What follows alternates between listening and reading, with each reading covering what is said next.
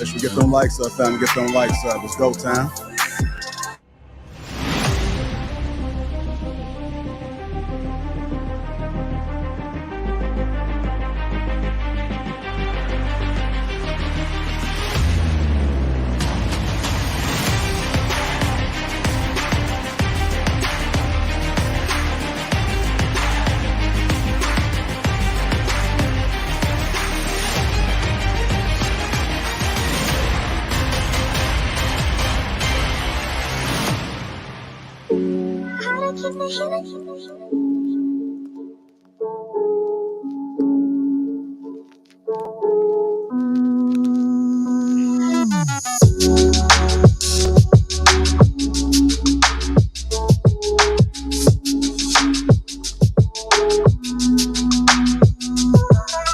What's going on, fam? Welcome to Lapeef-ING Sunday. Let me introduce the crew. We got Hink in the basement, Mommy 3 Love, Jay a Story to Tell, Kelly Combos, Cal, Veronica, Carmen, me myself on my PJI.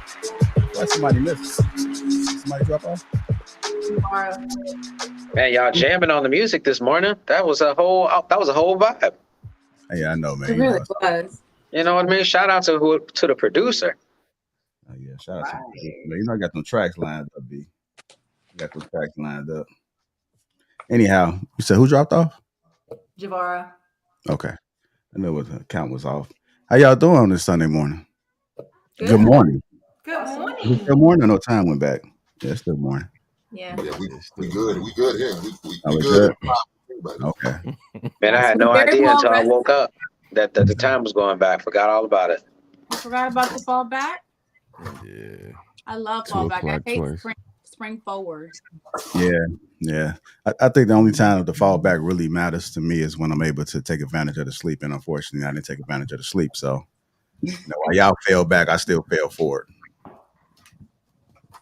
But it still take time for your body to adjust though. So you'll catch up on it even Monday or Tuesday, man. Monday or Tuesday. Mm-hmm. Hey, Jay, that's because you was out in them streets, baby. No, I'm not in the streets, man. They can have them streets. I'm good with the streets. Well, it's good to see you guys. Let me make sure she didn't pop back in. I was losing folks. Folks just dropping off like flies, huh? I guess everybody falling back, huh? Hey. That was That was very punny. Okay, yeah. I guess the That time was a good one, man. That was a good one. Oh, it's one of the ones you catch a little bit later. Put it in your pocket for later. My pocket. Okay, we'll go ahead and retire that one early. Then I see that one didn't work. No, I guess that one didn't work either. Man, y'all on one this morning.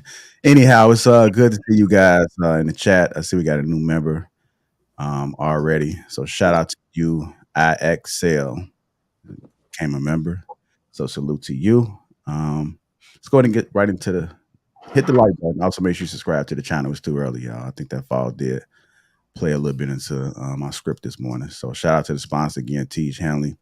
That link is in the description, 30% off along with a free gift. So make sure you guys click that link. With that being said, our first topic of this morning, since we fell back, is do people want genuine relationships or transactional relationships? Do people want genuine relationships or transactional relationships? I got a clip to play for you guys. Let's go.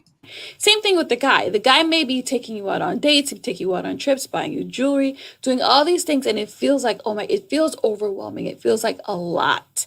But we've normalized it because we're just like, well, they're supposed to do all these different things. They don't really know you, right? So why do you think they're really doing it? What's their underlying drive for doing this? And oftentimes they don't even realize why they're doing it. No one really realizes why they're doing what they're doing when they're doing it. They're just doing it.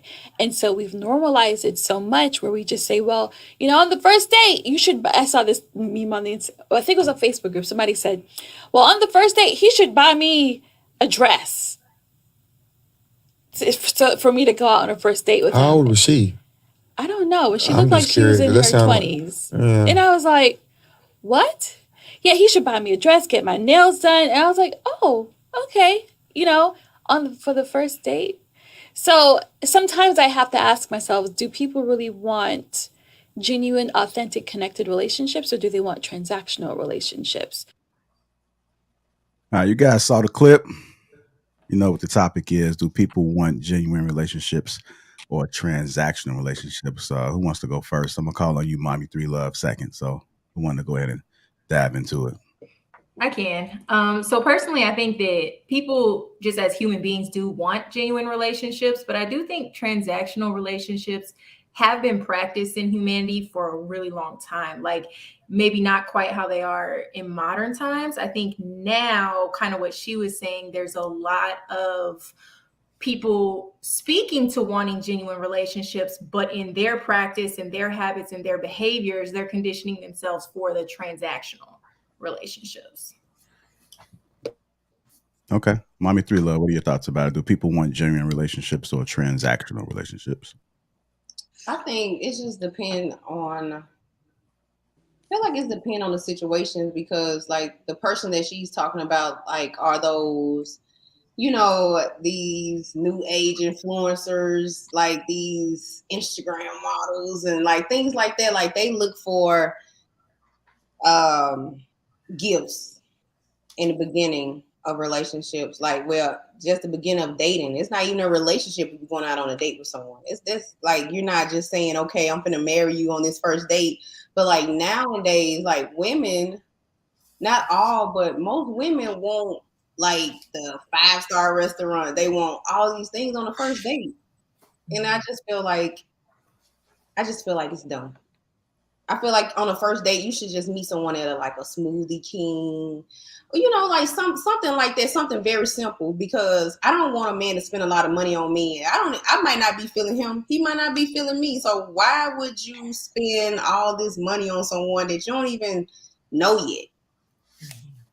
I feel like there should be like a build up. That you should build up to something like that.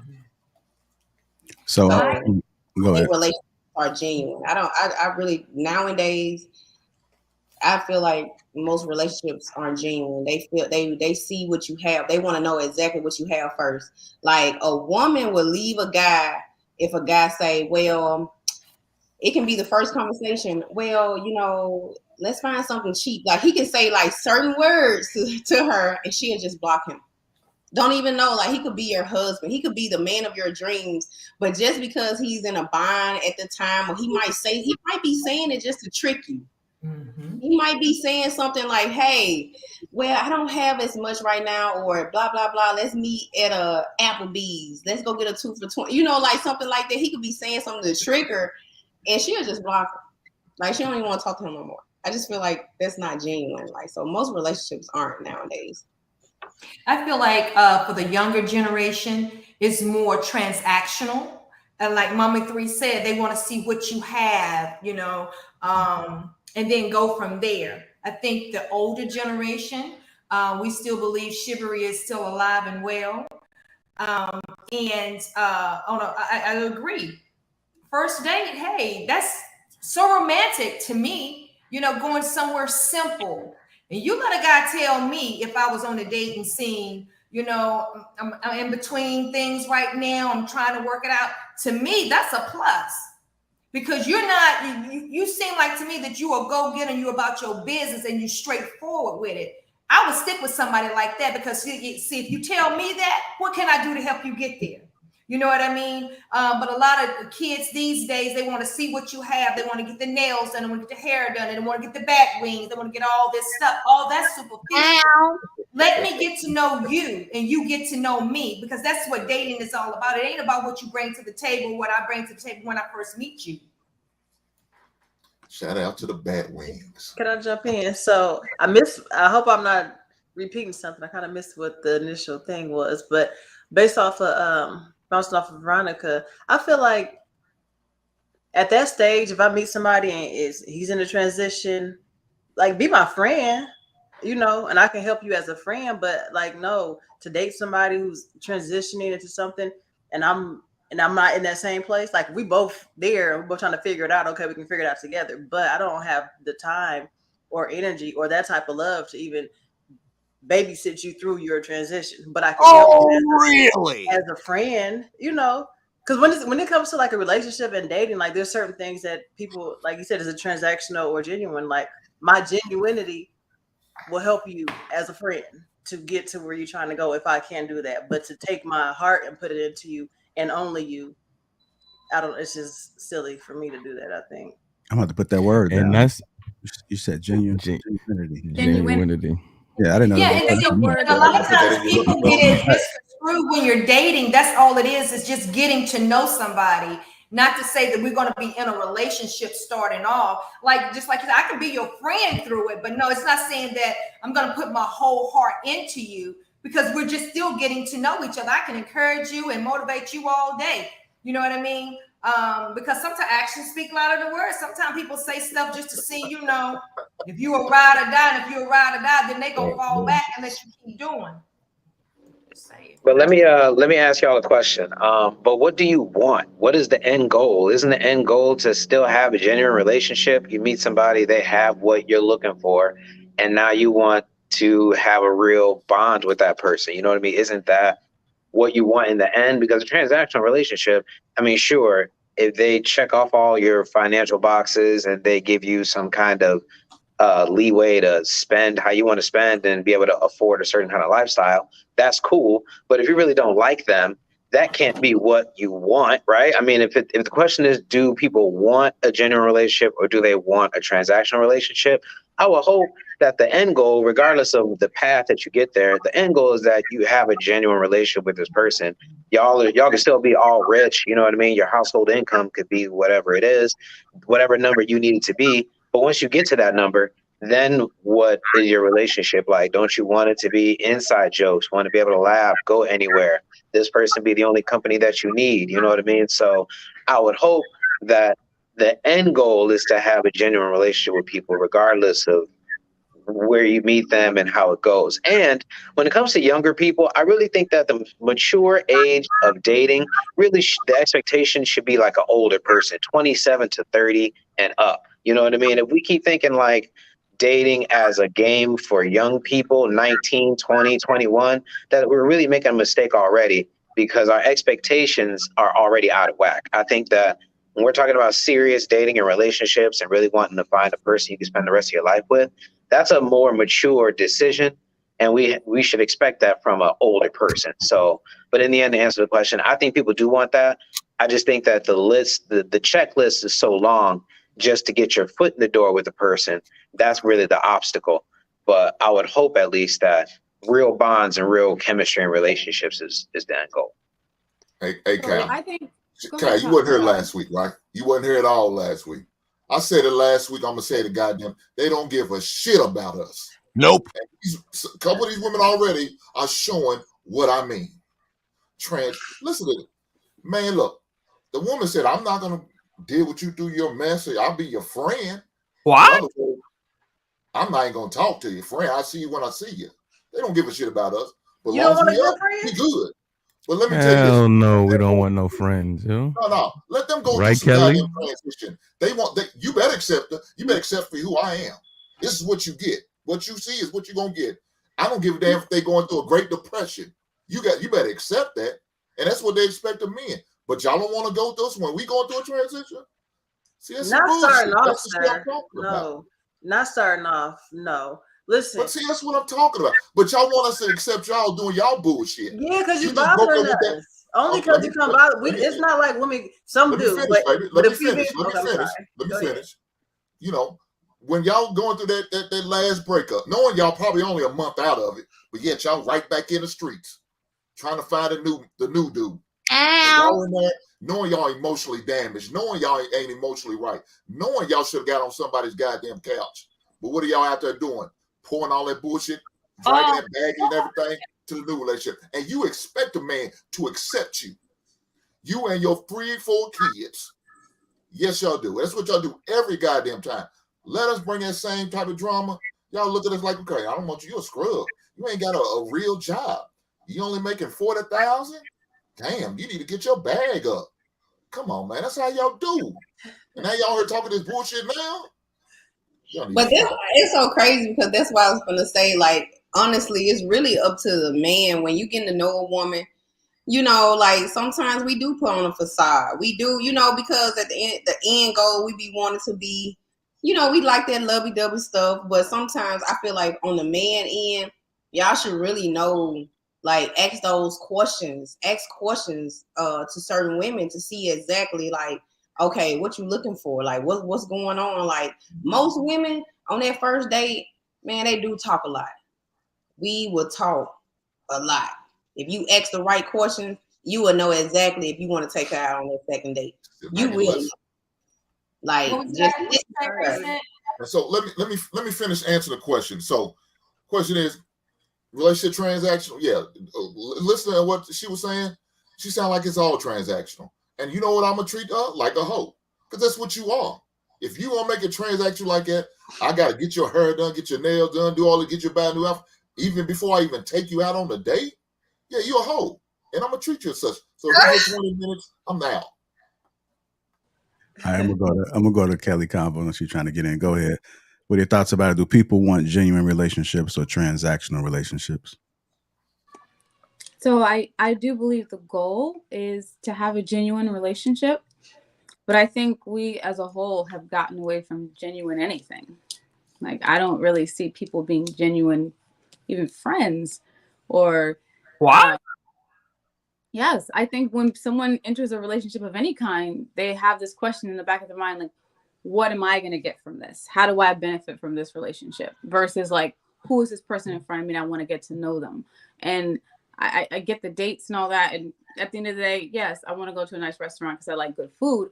But I personally think you should be getting to know the person before you even meet them. Like, do people not talk on the phone anymore?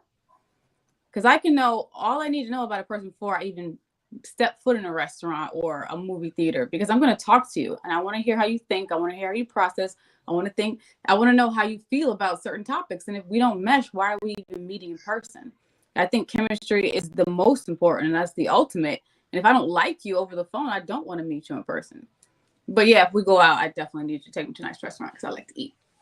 Yeah, but Kelly, there's a difference between talking on the phone and talking in person. I can get more out of you if I'm talking to you in person, because I can see how you're going to respond to the questions. I can see how your body language is going to be when I'm asking you these questions or talking to you or interrogating you. You know, I need to know all of that shit. Well, so FaceTime exists too. You can see FaceTime. And I'm not going to take you out to eat, first of all, on the first date. I'm going to take you to a goddamn Starbucks. And that's you may not be worthy me spending my money on a plate for you. You may not. So And- I'll buy you a cup of coffee, a cup of cocoa, or a lemonade. And that's What cool. is she But doing? and that's cool, So but what that's did all she you'll say? No, get. no, no, no. I got this.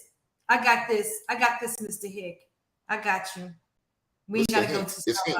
It's Hink, Hink. baby. Hink. What did I H-I-N-K. say? What did I You say? said Hink. And I don't accept that. That's I'm disrespectful. sorry.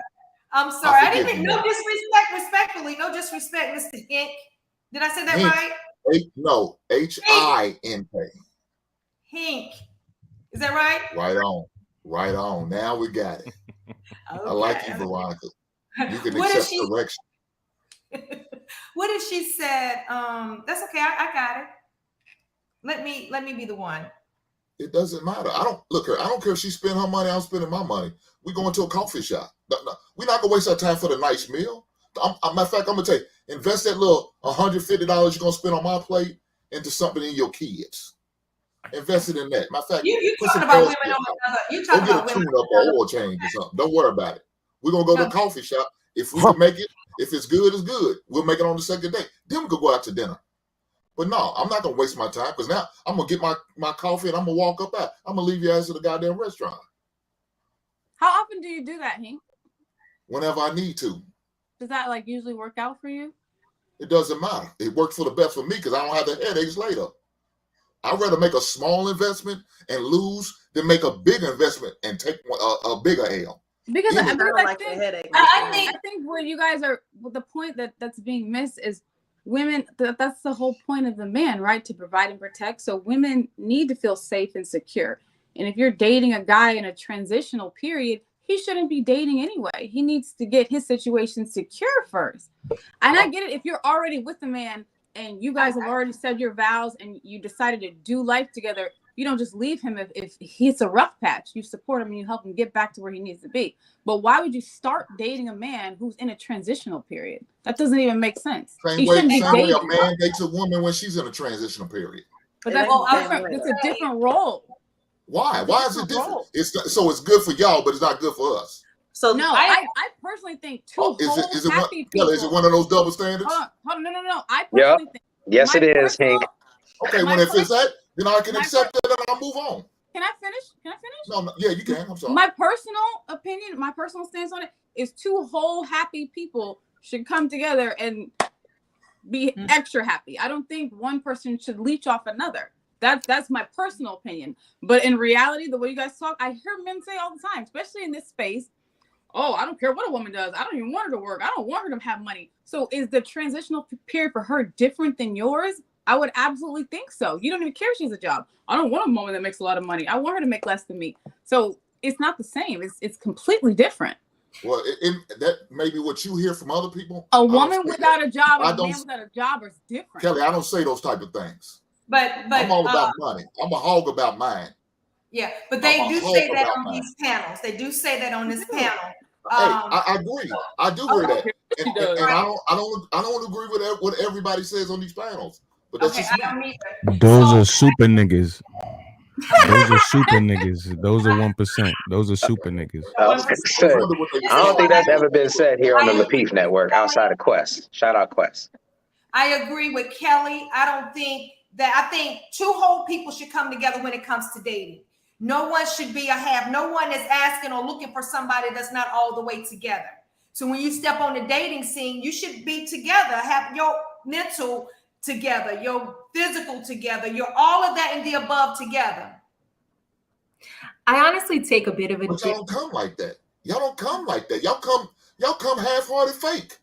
Y'all ain't come real. Why you come with the eyelashes? Y'all come with all the goddamn makeup. You come with the wigs. You know what I'm talking about. But here's the thing, right now. She got her wig on tight and right. Right? So let me I couldn't date her. Okay, so you know what I was thinking? That's my Sunday wig. Listen, mommy. You know what my real hair. Now you know this my Sunday wig. I don't know what you talking about. Boyfriend go to church. Mommy three, listen. So this is what I was thinking about last night. You guys always come for the women that wear the wigs and all this and the other. What about you all coloring your beards? Why not just embrace your Okay. Why not embrace that? If y'all want to talk about us embracing our natural, I'm sorry. Miss Veronica, I didn't hear what you said. Come on. Okay, let me repeat that. You all are always coming for the women that wear the wigs. We need to embrace who we are, our natural selves. Why are the guys always coloring their beards? Why can't you all embrace the gray that's coming in? Why can't you all embrace that your hairline is receding back and trying to put this spray painted shit all in the front to make you look like you got a hairline? Why not embrace that? Just leave the horse. Right. The male pattern ball. Hold on. Veronica, you all in our business about what we doing with our hairlines and stuff, okay? I mean, that's how we do that. We do that for other men. Men do that for other men, okay? We want to make sure we straight for other men, all right? That's a man thing, all right? Okay? That's just like how y'all wear makeup. Y'all say, "Oh no, I do that for myself and for my." No, that's men do that for other men, okay? They spray. Miss Veronica, in case you didn't know, I don't color my beard. I don't color my beard either. I actually agree with you, Veronica, but I'm just saying I know that just for men, all that is for men. That's what you see with me is what you get. I got gray in my beard and I accept it, and I'm okay with that. It looks nice. I'm okay with that. Yeah, it's in there. Look at you see I it. see it. But what I'm saying is all these other men, they try to come for women. We like to do extra things. There's nothing wrong with trying to do extra things and not still embracing how you look, because I could have came on here with my 70s Afro wig on and said, now what? If somebody is talking to you about their wig, if somebody's talking to you about their wig while actively having spray paint on their face, you need to air their ass out. Honestly, you need to air their ass out, because that's, but for the most part, I don't see no spray painted beards up here. I don't see no. I know what you mean. But I'm saying, a lot of men be half fishing. Y'all be half fishing. Mama 3 love. Ain't nobody hear you in that church wig. Y'all look like a whole nother person. Did she say hat fishing? Yeah, they be hat fishing. Girl, you be like, baby, you still look good, Jay. I ain't gonna lie, you still look good without your hat on. But I'm just saying, a lot of men, when they take off that hat, they look like a whole other person. I be like, wow. Your head back on. Mama 3 love. I don't wear hats. I'm coming real as real can be. Can you beard fish too? Oh, yeah. I don't know what that is. They got lace on beard. They got lace. My shit real. You want to pull it? See my beard? Come pull it. See, this is the thing. I could never do that, because if it went wrong, like say it's the weather's out, we on a date and a storm, boom, and all of a sudden all of this is just flying off and I'm somebody else. Could you imagine? I can't risk that type of embarrassment publicly. Let me tell you this, Jay. That sideways rain, where all of this is just coming up. Yeah, I can't do that. Or trying to wear some shoes with a tall heel. Y'all date fish too. Let me tell y'all something. When I was on the date, they do have those inserts for men in the shoes. Yeah, I know, but I'm saying, I can relate to him. If you put that spray shit on your head and then, God forbid, you're trying to sit in the car and you just break the top of the thing. Listen, when I was on the date, I had this black wig and it was real long, had the Chinese vein. I was so cute. Went on a date with this guy and I had it too tight, Mama 3. You know what I'm talking about. When you got the band too tight. But honey, everything was in place and I was so cute. Went on a date, we went out to eat and everything. He just kept telling me how beautiful I was, this and the third, and we just having great conversation. I couldn't wait till dinner was over with. And we was vibing really well. When we got in the car, I said, look here, player. I said, we had great conversation tonight. Everything was good. I feel cool with you. You cool with me. Look, check this out. I pulled that whip. I said, this thing is hurting my damn head. He said, this is who I am. Listen, I can rock with it or without it. I don't care if you see me with it and without. I don't care. But he just thought that was the coolest thing. Because listen, my head, I couldn't hear nothing else. It was too tight. So I just slid it back like this. And your ass look like that chicken. I'm gonna get you, sucker. But he didn't feel no type of way about it because I was 100 with it. Yeah, that's crazy, man. I do got a story to tell you guys, and I think this might have been the first time I understood what women do with their hair. So I was dating this young lady back in the day, and she wasn't from here, but she was from like an island or something like that. She was dark skinned, mind you, and she had wavy hair. So I was under the impression that because she wasn't from here, that was actually her hair. And so I'm all about like rubbing your fingers through the hair. And so I must have had like attempted to try to, and I felt some knots, and I just pulled back. And so we talking, I'm just like, damn, what the fuck is that? Is it lumps in her head? I couldn't really understand what's going on. So it wasn't until later that I discovered that the women braid their hair up under, I don't know what it was, a wig, I don't know what it was, but it just kind of caught me off guard. And it was from that very moment that I was just like, damn, 'cause I thought something was wrong. I'm like, what is that in her head? Because I approached it with confidence. Thinking that my fingers was going to really reach the scalp. And when I felt those lumps, it was just a different story. So, and that's another thing. You didn't ask her? When women have real hair and you stick your fingers on that scalp, yo, like that is a great thing. You can look at their face when you reach in there and they got their real scalp there. They enjoy that. That's a good, like I ain't gonna say a dog, but we know they what enjoy. It is, they enjoy that. When you reach in there and it's not real, nigga, you gonna see like the cops is about to kick in the door. You're like, damn, I'm about to be found out. But I will say that. See, what you gotta understand is that I was young, so I had no idea about any of this. Now I can understand certain climates. Women do have to make some accommodations and something like that. And some women do look good depending on how they do their hair. I just don't like when it looks cheap. That's the thing. If you're gonna get some damn hair, or you're gonna do yourself up, make sure it's not frizzy. Make sure it's not the cheap shit, because I don't know what the hell that shit is. And it's no disrespect, Mommy 3 Love. I'm not. This has nothing to do with you. Or make sure it don't look like a helmet, yo. It don't look like you just put that shit on like a cowboy hat and ran out the door, yo. Like at my old job, it was so many helmets running around, yo. It's like a football team in that bitch. With the hair helmets. I work for the damn NFL, fam. Hey, Jay, did they have chin straps and everything? Did everybody get a chance to speak on this topic? I don't know if anybody else want to close on this. I did want to say, like, back to the dating part, I kind of look at it differently as far as if a man is in a transitional period, I would almost look at that more like a potential investment instead of, oh, I need to be whole and perfect before we get together, because what I'm trying to do is evaluate the man based on his character, not necessarily all the logistics surrounding him, not to totally write those off or not consider them, but to focus more on his character. So if he's in a position that is out of sorts, but I also consider giving men grace, as we say too, because I myself, even if I'm not drowning in trauma, I'm not necessarily like a whole perfect person, especially if I don't have a man, because I genuinely do believe there really isn't a wholeness without the union. So I look at it different, and I really don't I don't look at a man's position in the moment and just expect it to be what he should be in every perfect way. I mean, again, my point being, I kind of tend to just look at it as a potential investment for the long-term relationship with that man instead of writing him off. All right. Somebody else want to? Yeah.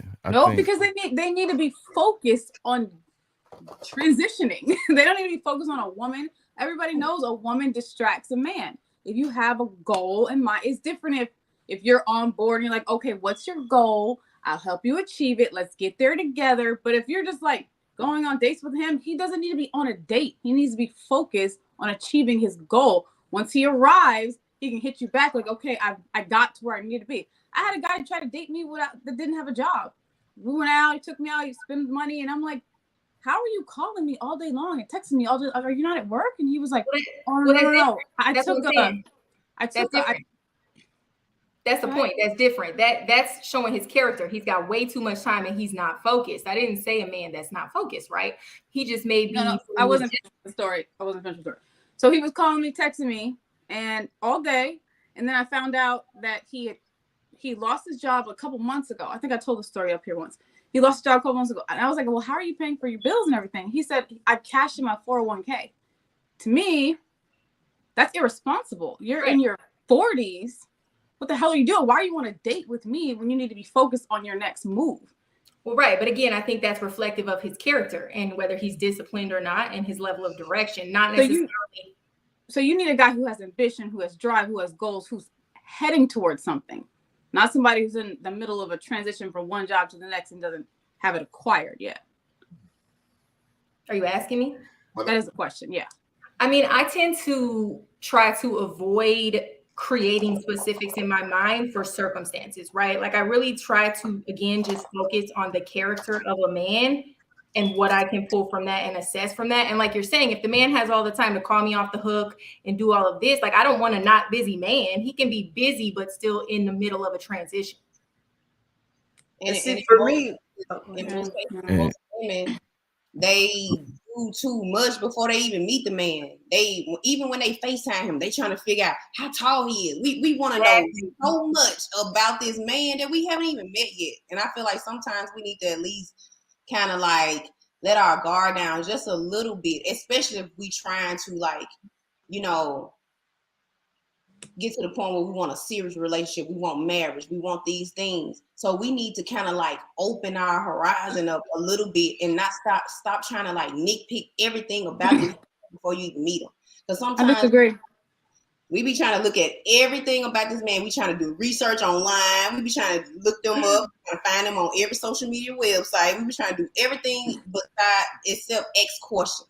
I disagree. I disagree because you're supposed to have standards. You're supposed to have the but we don't ask questions. Guy that you but we want. do this private investigating too much instead of asking the man first. That's right, like do you have a job? And then he say, no, I'm transitioning. Right. We finna leave. Ain't no sense. Look, if it's not what you're looking for, go. I don't care how fine he is, how tall he is. If he meet all your physical standards, it don't matter. If he's not what you're looking for, it's time to go. And in most cases, if you hear that man saying what he wants from a woman, if that's not what you can provide for him, leave. Go on to the next. Right. That's why it's important to have the conversation before you even go out on a date. Do people not talk on the phone anymore? I'm really curious. Not really. Not really. I mean, older people like ourselves. We still much though. What the hell? We need to look. I need to talk to you in person because I don't trust your ass. Oh my god, shit, man! Listen to what y'all saying. No. But hold on, Jay. They don't give a shit about us men. If we don't provide what they're looking for, they don't care about you. Nobody else said that. I'm gonna say it again. A Great Depression. They don't give a shit. You better have your shit together. You better have the top notches on the job. You better not be in transition from job to job. Now, what if that man had his 2 weeks notice in? He's not working right. Say, I'm not working around. I'm between jobs. But he has a nice job lined up. That's different. For another 2 weeks. He on break. But that's what I'm saying. He may not be at liberty to talk about that right now. It's none of your goddamn business. Because I don't want to leave with my pockets. Because I don't know your intentions. Right. You might be one of them gold digging ass efforts. And I'm not going to let you know what I got. And a woman with a man off don't even know what he could be a CEO of a company, and he probably just telling her I'm in between companies. But it's a million CEOs out here though. And we'll look at him online, and he's married and had a multi-million-dollar wedding, and we like, damn, I missed my opportunity because we don't open ourselves up more. We need to open ourselves up more to, you know, understand and ask questions to most men because we be. What kind of questions do you ask, Mommy Three Love? I'm curious. You know, the question that you want, what type of person you are, what are you looking for? Those I'm asking specifically, what kind of questions do you ask when you're getting? You said we need to open ourselves up. What do you say when you're talking to someone? It's what you are looking for. I'm different from you, Kelly. I'm different from you, Javara. Like I'm different from y'all. So what I'm looking for, I'm a mother of 3. So my questions don't align with most people's questions. That's what I'm saying. What kind of questions do you ask? I'm going to discuss the questions that I ask, but I ask questions with my life. So if you going through, you could have went through a domestic situation in your last relationship. You could have been going through a lot of stuff in your last relationship, things that you know for sure that you don't want in another man. Meaning you should take the time out, not date at all until you figure out exactly what you want. Write down those questions. Write down exactly what you want from a man first before you even start dating. Because 9 times out of 10, if you don't figure out exactly what you want, if you don't write down those things that you want, if you don't figure out what you want, you're going to keep getting played. You're going to keep getting played. Because you haven't. But I do all that on the phone. I know before I meet a guy if that's somebody I even want to meet. Yeah, that's if you I get to the number. Yeah, if it worked for you, if that worked for you, you know, it works for you. But you know, in most cases, a lot of women just be lost and they just be dating and dating and dating. Like, man, it's not working. What's going on? I don't understand. Like, why I'm keep hitting these back roads. Why every time I talk to a man, we end up doing something else, having sex or whatever, and then now you got played because you haven't took the time out to figure out exactly, okay, what do I want now since this done happened and that done happened. So it just depends on who you are as a person and the questions that you should ask a man. Every question is not for everybody. All right. So Hold on, while Jay, I what's the do, question in the back you put in there? oh, that's what Mommy 3 Love be asking. Well, I'm trying to figure out this though. Why is it that y'all women could have these high standards, but men can't? You can. Why is that? Why is that more? You choose, if you don't have high I'm talking to Cal. I'm not yourself. talking to you. Cal, is it more than double standard? Please explain. If Okay. it is, I'm staying down. Is that what it is? More than double standards? Another one of them double standards, dog. You know, men got to be the provider, the protector, the you know, your psychiatrist, your accountant, you know, your personal security. You know what I'm Jay, saying? what Got to are the train the dog, got to train the Damn, kids, damn. got to also be the mechanic. You know what I'm What are you- saying? What else? what are your You got to maybe standards? garden a little bit too. Green What are your thumb. standards, though? You help us I don't have take none. more water without Meeting. fucking that up. But But I y'all don't know want us to accept y'all bullshit. I mean, that was my point too. It's like we really we seem to have these very rigid standards of, like, again, what a man has and all these metrics beyond just character. And even though we as women may have certain things in order, I mean, I think ultimately we all there's a lot of room for development. So we're looking at it as two whole people coming together instead of two parts coming together as a union to then develop. I think it can go both ways. But here's But I the think, thing, though. I'm sorry. but what I think, Kelly, I think you make a good point in terms of people not being out here not having this stuff together. You know what I mean? Like, you shouldn't be on the dating market if you don't have stability, if you don't have a roof over your head. It's certain things that need to be in place as an adult, especially depending on your age. You know, in your 20s, you jump around, you know, everybody understands that. That's part of the game. But late 30s, 40s, there's certain things that you need to have that you should have in place. But at the same time, a lot of people aren't taught that. You know what I mean? Like, literally, I don't know who it was. We were just talking about women getting out of a fresh relationship and diving right in a new one. The new dude is like, oh, I done found this baddie, dog. You know, not knowing, yo, she just burned some nigga kingdom to the ground. He don't know that, though, because what she tells him is going to be a story that indicates, oh, he wasn't ish, the last dude. You know, I ask those questions to figure out if she did nothing wrong. Like, when I'm dating somebody and it's like, oh, I was in a relationship and ended, I'm like, so what did you do? You know what I'm saying? Like, if you can say what you did wrong in a relationship, if there's nothing that they can tell me that they did wrong, yo, I get the hell out of it now. At this age, I get the hell out of it, because that's a person that has no accountability, and I'm not about to let them burn my shit down. Exactly. And those are character-oriented questions.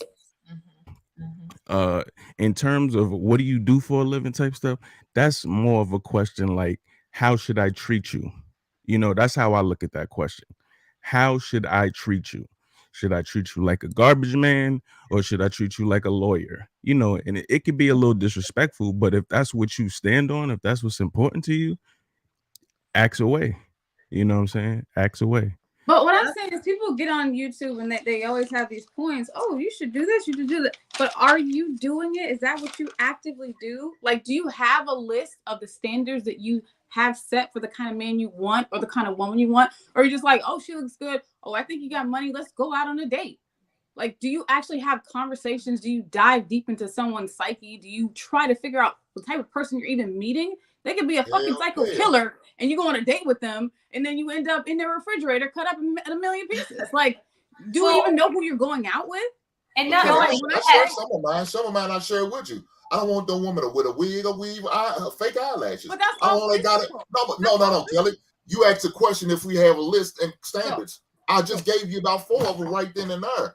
That's an example of someone I have on my list. Well, I don't tolerate that. If I see that in a hold on, Kelly. If I see that in a woman, I will not even approach her. She won't get that first go around. She won't get a hello. So what if she has a medical condition that she has to wear a wig, and you're judging her because she has a wig on, and you could have been missing out on the best thing that could have ever happened to you, all because you see a wig? No, because we do have issues. Men and women have issues with their hair. Alopecia. Thank you. Cancer. No, you don't have to wear a wig. She chooses to wear a wig. You can shave that bad boy bald. At least you real. I can accept that.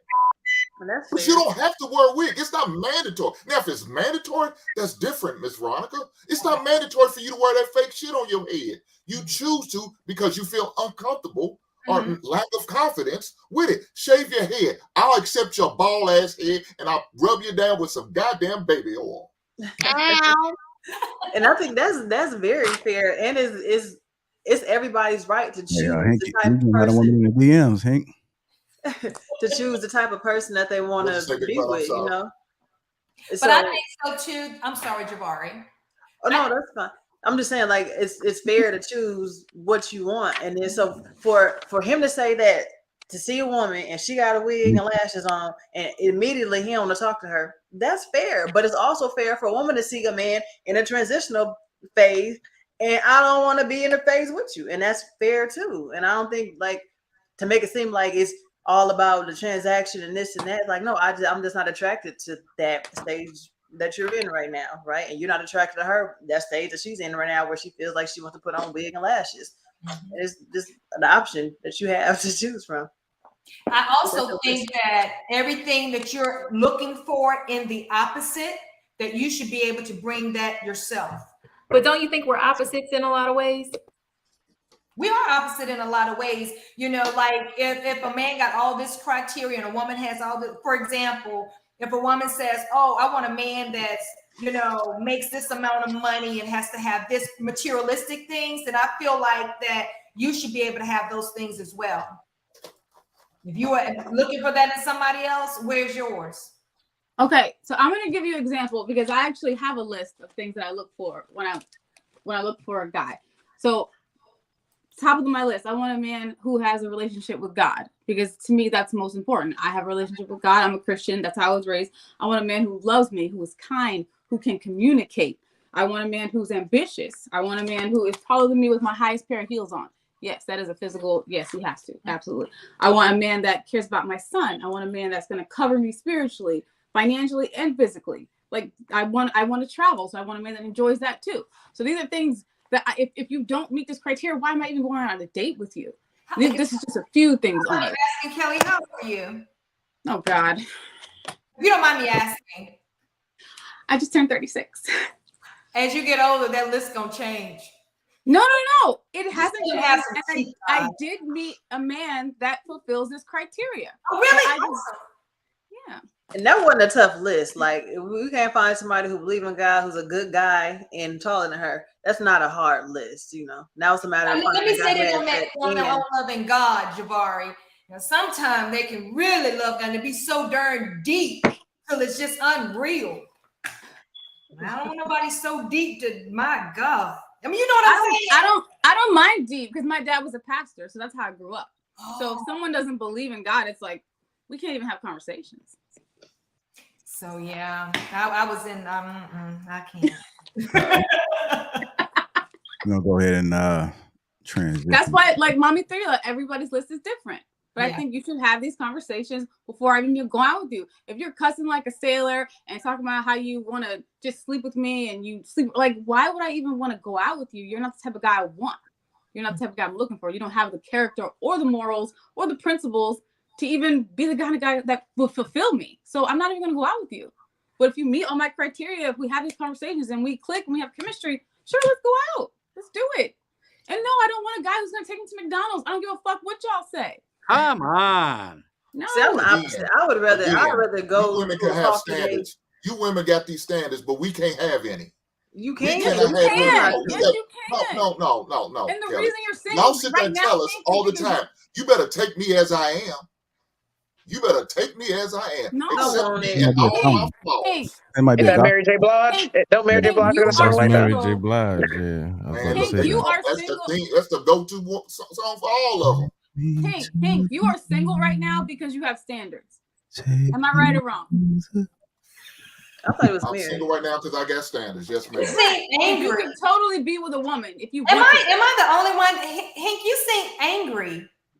Are you angry? Stop. He's Because he ain't intense. been putting his standards up like you need to. Huh? Because he ain't been putting his standards up. Miss Veronica, stick around. You'll get to know me, baby.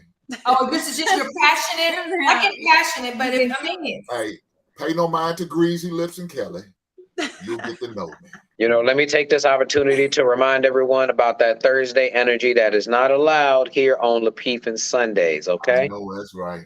Brother Hank, you know this better than anybody. are we giving you that energy? I just want to take this opportunity to remind the household, you know.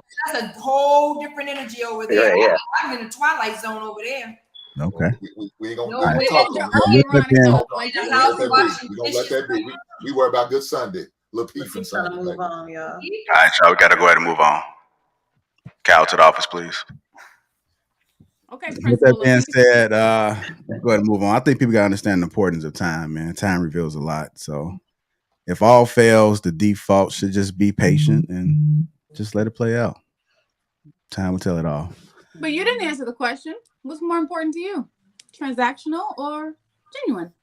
I didn't even write the question. I didn't even read it. But you read it. You don't answer the question. I mean, that Sunday it was my spirit. My spirit read it. It wasn't me. So let me hop back into my soul real quick and let me see what the question is. Do people want genuine relationships or a transactional relationship? I think it's a balance. You know how I am about everything. I think it's a little bit of both. I think it's situational. It all depends on what's going on currently in your life. What is it that you need? What was solved for you in your mind, in your headspace? So I think some people might need something that's transactional where, you know, they'll probably give more if the other person is giving. So I don't think people really focus too much on a general relationship. You have some, but I think it's rare. I think people lead with it being transactional because you got to understand how a lot of people have went through trauma. So they're holding back and they're looking for it to be transactional instead of focusing on like the real relationship, the building. So they're afraid to open up to something real. It's a whole lot of broken people, men and women out here. A lot. That's why people should take the time to heal and date the right people. I mean, people don't understand healing. So, and then it's that whole time thing with social media going on. They're seeing everybody else living it up, and it's a fantasy world that they see. And so they want that immediately. They want it right now. So it's a whole lot of training and workshops that need to be put in place for people to actually develop into better humans overall. Another person can't make you happy. You said what? Another person can't make you happy. That's something that happens within. Amen. I agree. Yeah, it happens with them, but you can be happy the way a person is. Yeah, I honestly I kind of disagree. Like, I disagree because I just feel genuinely like I can never truly be. If I live my whole life with no man, I'm never going to be as content and happy as to have a man. So on some level. But a man shouldn't bring happiness into your world. You should be who you are and be content with who you are.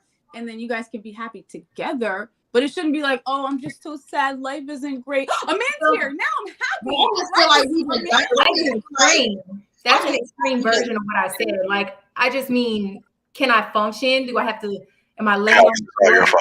Yes, no. But to be truly content in life without a man, I don't feel like it's something that's not even what I want.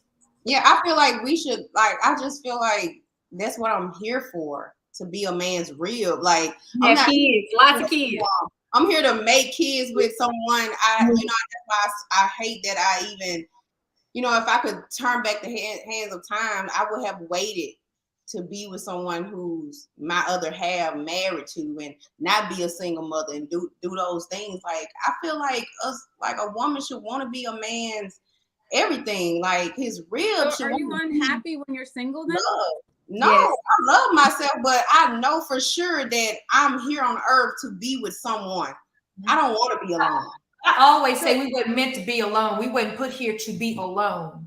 I don't look for happiness within a man because I'm already happy. I don't look to be, and that's not, I know that's not what you're saying, Carmen. Did I pronounce that correctly? Okay.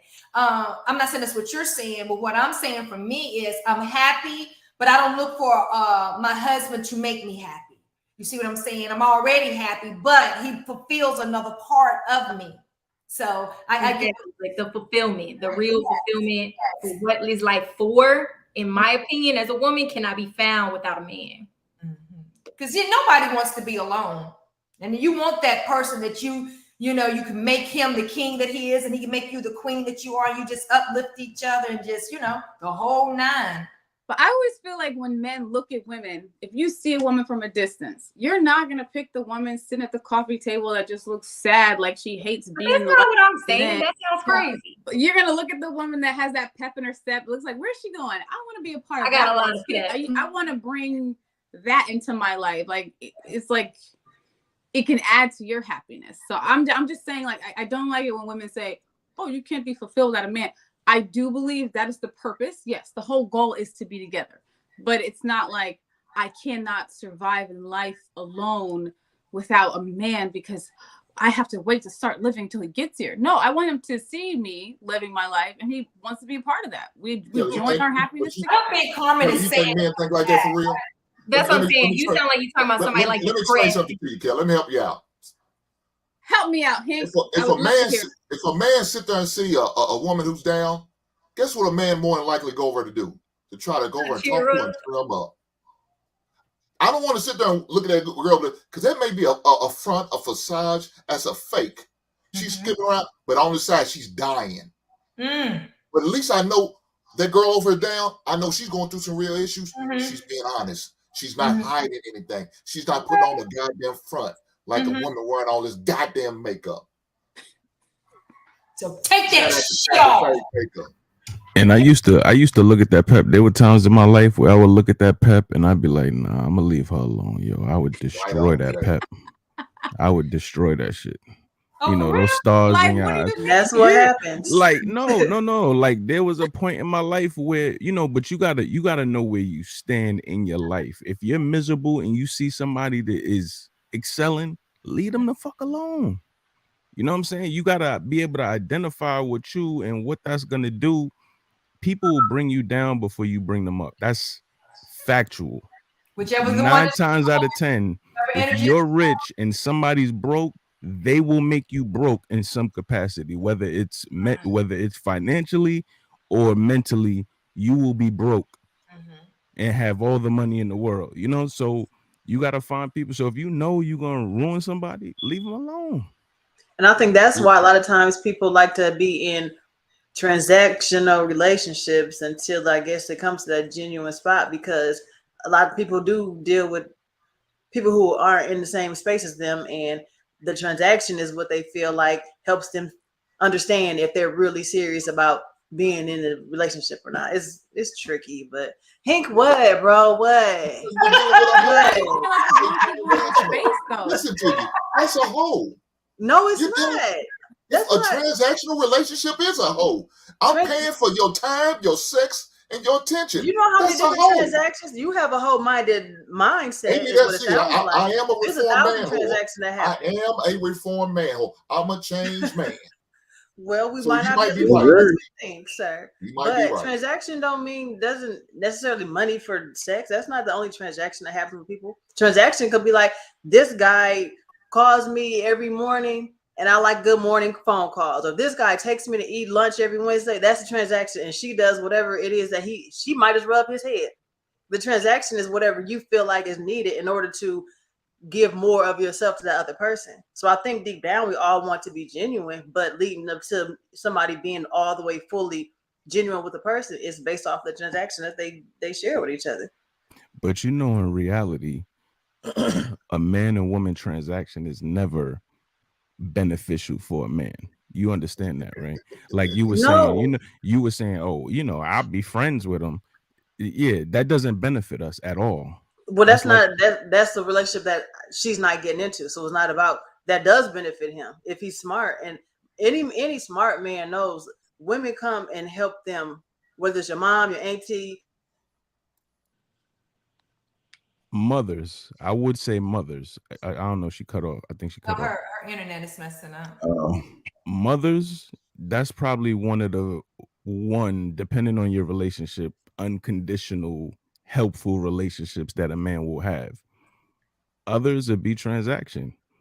We don't benefit from friendships. I mean, Kelly, we've always had this debate about, we can be good friends. We can't. No man's looking for a friend. He has an agenda, and if you play it off, right people, and you can't say no man, because there are men. There's men whose lives I'm in right now, and men who are in my lives, and we're not in sexual relationships that we really benefit from having each other in our lives.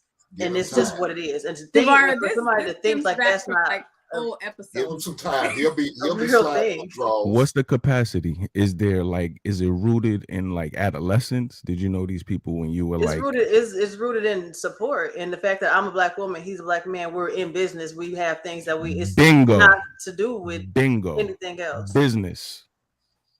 I mean, if you're in transition, shouldn't you be focused on some business? I'm confused. Like no. But I'm saying you're saying that it's rooted because it's business related based on the way you explained it. I'm not talking about just one. Everything is in business, but I'm a business oriented thinking person. So everything I do is kind of like that. But there's still people who you can call. You don't have nobody. You have no homegirl or a woman that's not your mother that you can call for, whether it's advice or for a connection or for how do you do, like, y'all don't have that, like, for real?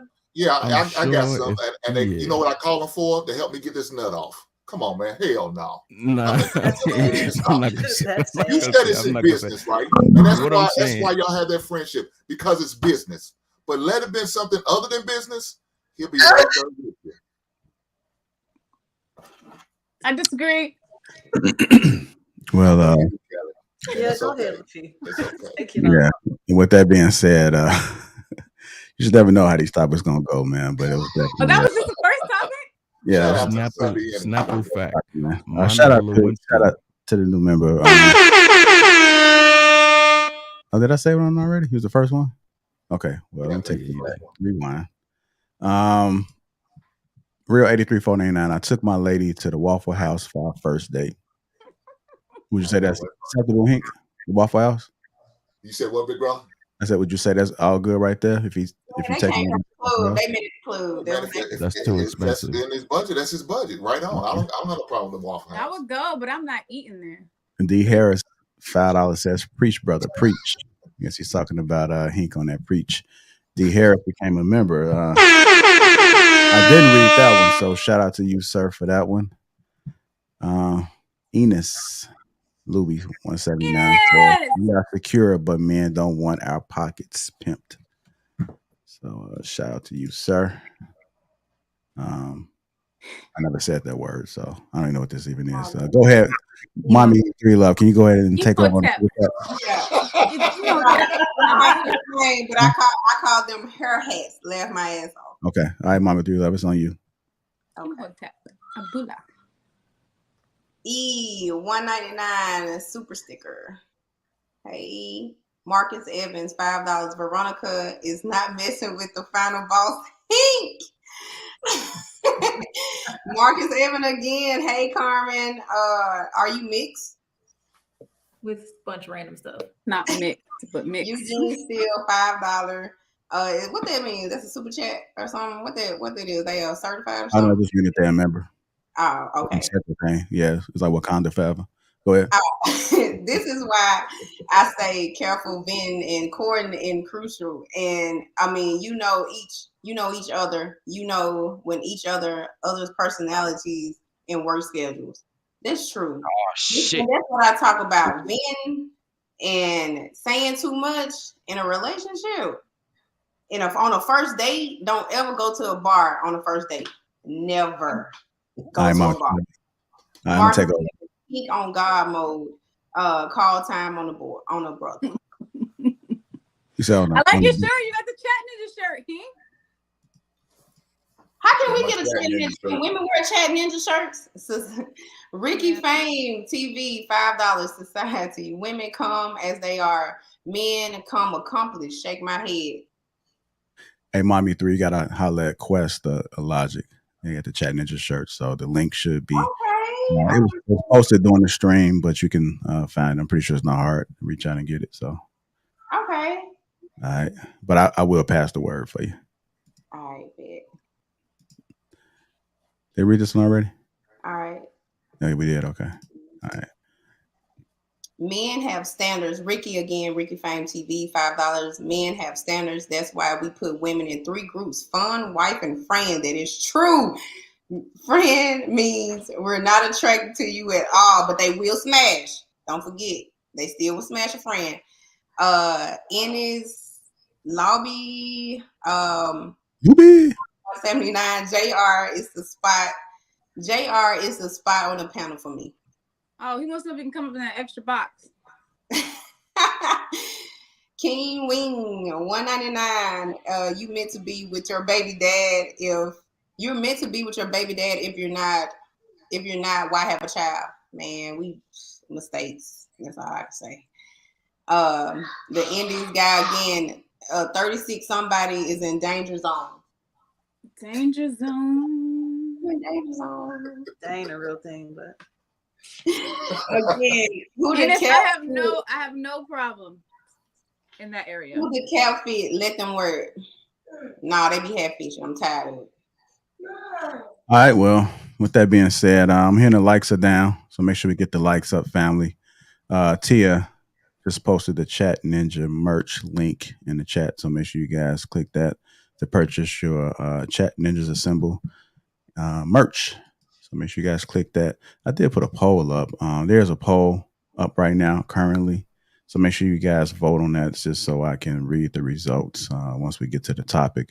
And it's pertaining to the main topic, the meat of the conversation. So with that being said, let's go ahead and keep it pushing. Family, y'all good? I had to do a well-being check.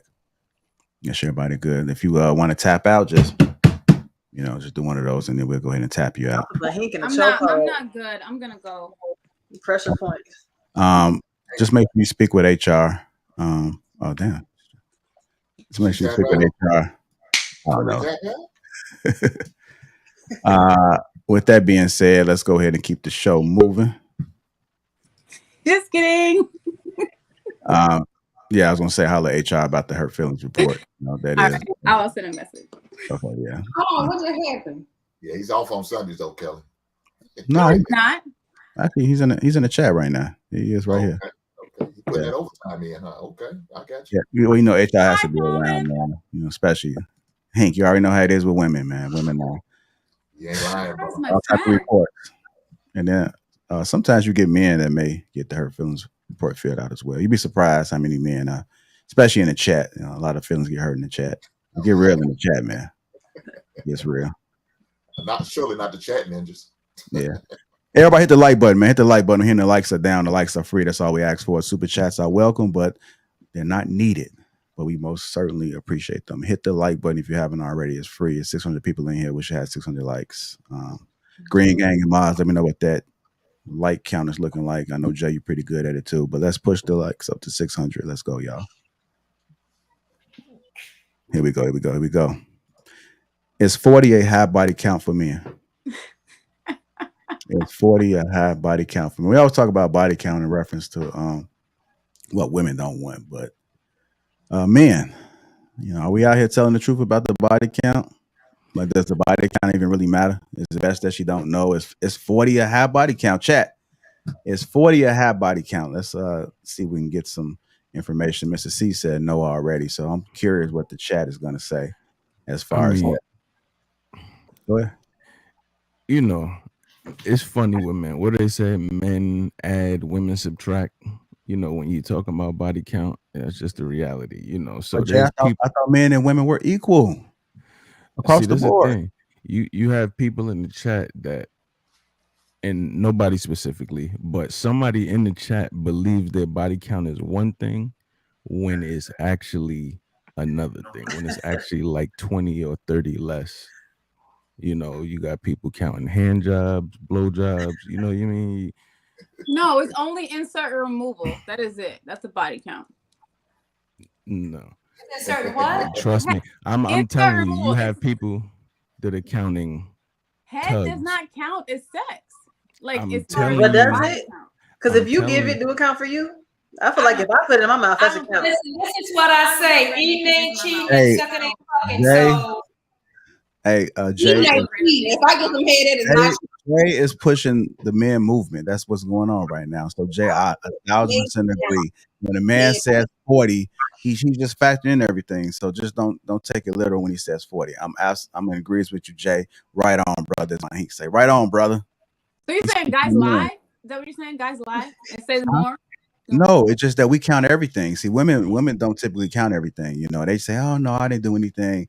You know, if it didn't poke, then it wasn't nothing. So if a guy if we knew every single thing, it would start to bring a whole lot of things into life. Hey, you got spot on, guy. Right on this Sunday. Hey, I'm gonna give you flowers while you here, brother. So, count. let me ask you this: women don't count Jamaica. Did they count with Bill Clinton? That didn't, according to this TV, it didn't count. No, I said it do count. I do not have sexual relationships with that woman. Women don't count Costa Rica, Puerto Rico. You know, if they had sex in those countries, that don't count.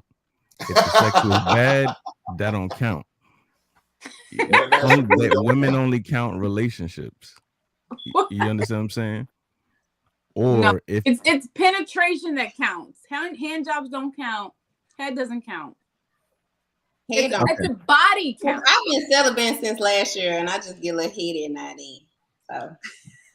Hey, let me go ahead and play this clip real quick. Hold on. Chat, I need you guys to respond right now. It's 40, a huge number. It doesn't count as a body. It doesn't count as a body. Yeah, I'm gonna go ahead and play this real quick. Hold on. Is a normal body count for a man? Yes. I would say maybe like 40. 40? 40 is low, I feel like, for men. That is low. I'm tripping. 40. 40's a lot to you? Ron. I ain't seen 40 pair of titties. That's a lie. You watch a lot of porn. You mean I know you do. Live titties. That's a lie. 40 pairs or 40 titties? 40 pair. Oh yeah, this is an act. The fuck out of here. I'm not. No. Let me tell you, because I did this. I've never seen breasts. No. And everybody goes like, look at mine. Well, no, think about it. He probably take his glasses off when he leave here. His voice changed. Yeah, I believe he's right. He ain't seen 40 shit. That dude right there. You know, that's not a big number, but like on his face, but like you can't expect every, and I mean, is there an age limit? I imagine there's not, right? But that's my, let's say by 30 years old, like that's a lot. If you think every single man done better that many women over the course of by the time he's 30, that's a lot. There's a lot of nerdy, simpy dudes out here. You know what I mean? You got you got 4 or 5 stars of the football team. The rest of them nerdy. You know what I mean? They smell weird. They play games all day. They don't got game enough to be pulling women, and there ain't no big jump from high school to college. You get to college, and now there's more cool dudes getting all the ass, and you still not getting none. You hope to get a girlfriend.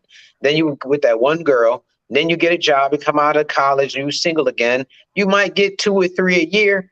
Okay, so by the time you're 30, you in the 20s, you know what I mean? 15, 20. So we always think that every single dude is, Morris Chestnut. That's not the case. You know what I mean? A lot of dudes are Cat Williams and dudes like that, you know what I'm saying? Without the money and the fame and the humor. So is 40 a lot? I don't know. I feel like to expect every man to have been with 40 women by the time they 30 and 40, like that's asking a lot. That means you sticking and moving, doing a lot of sticking and moving over your course of your lifetime. So, I feel like women say that 40 is not a lot because a woman could get 40 bodies easy in a year if they want to. You know what I mean? Because the market is set up that way where a lot of dudes aren't getting some. So a woman can hit up any dude who's probably going through a dry season and get some, but any dude can't hit up a woman and be like, yeah, I'm just coming through. It's just happening. But, so it's hard to say if that's is 40 a high body count. maybe, I guess. You know what I mean? It just depends on the dude. But average, yeah, that's a lot. Every single individual dude having 40 bodies, that's a lot, I think. And quick question, Kelly, the dude that you was in high school with, what was it? What was his number, yo? 149 or what? Remember that? Oh yeah. That Marvel character you went to high school with? He was 19 and he had 125. Exactly. So you see, clearly a lie, dog. No. That guy, I still was he know Batman? That guy, I still know him. He's in the 1,000 club now. You wasn't one of them, was you? I will neither confirm nor deny. Oh shit! She got in early though. She got in early. Yo, she got him at 2. She caught him at 2. She was top 10, bro. She was top 5. You know what I'm saying? Top 5 in the draft. Yeah, before when he was Bruce Wayne, yeah, she caught him when he was Bruce Wayne before all that Batman shit. I will neither confirm. No, but he's a model and he does runway and show. Like he's a superhero. He's a, right. That's the whole point. Like, not every dude, he's rare. That kind of dude is rare. But when we think of, when we just think of a man, for whatever reason, we think of this dude. You know what I mean? We should be thinking of a regular, you know, the average dude making 45 grand does not have 40 bodies on his resume. It's just not the case. Kyle, you got 40? And I also, I don't know. You can Porterella, then you on mute, Cal. Yeah. Hell no, I don't got 40 bodies like that. No, you know what I'm saying. My wife when I was 19, so you know, I'm not a good example at all. But I know dudes who got that kind of life, but they are like rare dudes. You know what I mean? Like they athletes, you know what I mean? Rapping type dudes, the dudes who I've grown up around or who I've worked with, you know, he be lying to all these women too, saying he has this and that, you know, just to get his numbers up, but he looks a certain way. But the average dude is not doing that. You know what I mean? They be sending DMs and them joints be going not read. So, you know, to think that every dude has success to be able to talk to women in a way to get in their draws on a regular basis, that's a lot. You know what I mean? Unless you're just taking whatever you can get, but then it's not the same. You know what I mean? If you just getting all the low hanging fruit, well, you can't brag on all of that. So it's a completely different thing, I think. Yeah. Like I'm gonna say that I believe 40 is a lot. And I didn't think 40 was a lot until you really just start counting, right? Not me, but I'm just saying, like when you take and you sit down and you actually like go through, and I can see as you climb older, and if you're averaging maybe like 4 a year or something like that, like 4 or 5, and I think you know, Kelly mentioned that before. If you really put into perspective, if a guy's averaging 4 or 5 and he's in his like 50s or something, that's probably a high number, right? If he's been doing it since he was 19, so it doesn't take much to get up there. But when you're younger, let's say in your 20s or something, I think it's more of an unrealistic number. But can it happen? Yeah, but like Cal said, it's not for everybody. I think that most guys haven't seen it, but the guys that's getting it can't see how guys are not getting it. Like I can't really, I don't know personally what it feels like to not be in a position to have the opportunity. I don't know what it feels like to have that struggle, but I do understand that guys do struggle, and you don't know until you start having conversations with people. You like, damn, it's really that goddamn hard, huh? Sounds like you're being a bit braggadocious, sir. I didn't say me. I never don't have no. You said I don't know. Like, because I talk to people, and I'm not a coach. You know, I'm not going to say I coach people, but you know, I have spoken with a lot of people because I like to have conversations. I know people think I don't talk, but I do talk. So I do have conversations with people, and based off what they're saying and the conversations that we had, I'm like, oh, okay. So I'm learning, I'm gauging. I don't have any stats, but those are my stats. Okay. And 40 is a lot for the average person. But I do think there are some guys out there that's actually getting it. I always tell this story when I was in college, and it's crazy because I got a guy, and I know he gets it. He gets it. I got to give him the respect. Like he's bagging at a high rate. I'm not sure if he's stick man. But I've witnessed where he smashed like 3 people. They stayed next door to each other. It was like different times, and he has chiseled. He was in a physique show, and I seen all 3 of them sitting together, cheering them on, and he smashed all 3 of them. And I was like, Look at this shit right here. And they all stay next door to each other. Damn. So when he would go in, like sometimes they'll see him, but they liked him. You know, they liked him. So just based off of that, I know he smashed half of the campus, and I won't even put his name out there, but everybody know they know what type of man he is. But he is one of those guys that when he does get turned down, it's crazy. He doesn't even understand what it feels like to be rejected, because not every woman is gonna like you. He can have most women like you, but them type of men, they're a little bit crazy, because once you get rejected, and that's when they be like, what the fuck is wrong with her? Then it become a mission to get that one that rejected it. Right? Exactly.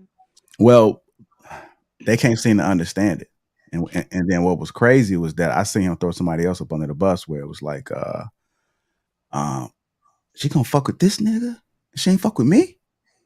And it's like, dude, come on, man. Like, you got tons of women you want to smash. Like, why are you worried about this one particular chick? But they deal with it differently. So I'm gonna go ahead and get to the panel. I know that was just a little story that I wanted to tell. I think 40 is a high number for most people, but it's most definitely achievable. I put the picture up in the back chat. Put it up, JR, so they can see. Or I don't know if you can do that. Can I answer this question? Sure, go ahead. You said for men. So I think it could be seen as both ways. Yes, 40 is a lot of people. But women also want to have good sex. So how do you have good sex with a man that don't have no practice? If a guy has two bodies, is he that good in bed? Like, how do you get good? Having a high body count don't mean you're good at it. You know what I'm saying? You just, it could just be the act of, you got him in your bed and now mission complete.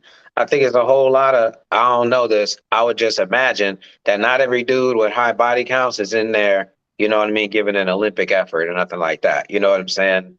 I'm sure it's celebrities that we could think of who, I'm sure there's some, OnlyFans girls that could be like, oh, that celebrity, he got a small dick and he don't know what he doing. But of course, he done back thousands of women, because these women don't know until you in there.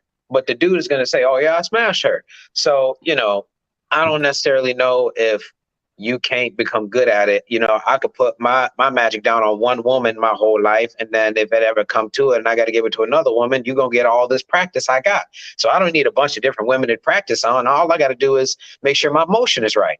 So, I don't know if those two things correlate. I just think that, if you could dance, you could probably make love real well. So you don't even necessarily need to think of it that way, in terms of body count. You just got to, your enthusiasm got to be there, and you got to be willing to learn some things, and you don't have to practice that on new bodies over and over to get good at it. I know a lot of women who've never had an orgasm. Never. That's crazy. That sounds insane, but I know that's true. Women say that all the time, but you got to know what you need too as a woman. If you need a couple things to happen, then you got to voice that. Is that fault, Jay? How so? That's their fault. Like, because that's you need to figure out. Me, I can go somewhere and be done under 30 seconds, yo. I don't know about that one. That's different. That's a woman. That's a woman's fault. A woman should know, yo, if a woman can't give herself an orgasm, how is she gonna tell me how to do it? Well, hold on, player. Hold on. We can't get past 30 seconds. We're not just gonna let that fly by. Wait. I'm talking about for men. Like, for me, what I'm saying is I know how to instruct somebody how to get me where I need to go. Oh, gotcha. Stop dealing with the bottom. Work on that top and don't go nowhere. We done. Okay. If a woman can't reciprocate that information, okay, what's good here? Oh, up here? All right, stay there. I agree.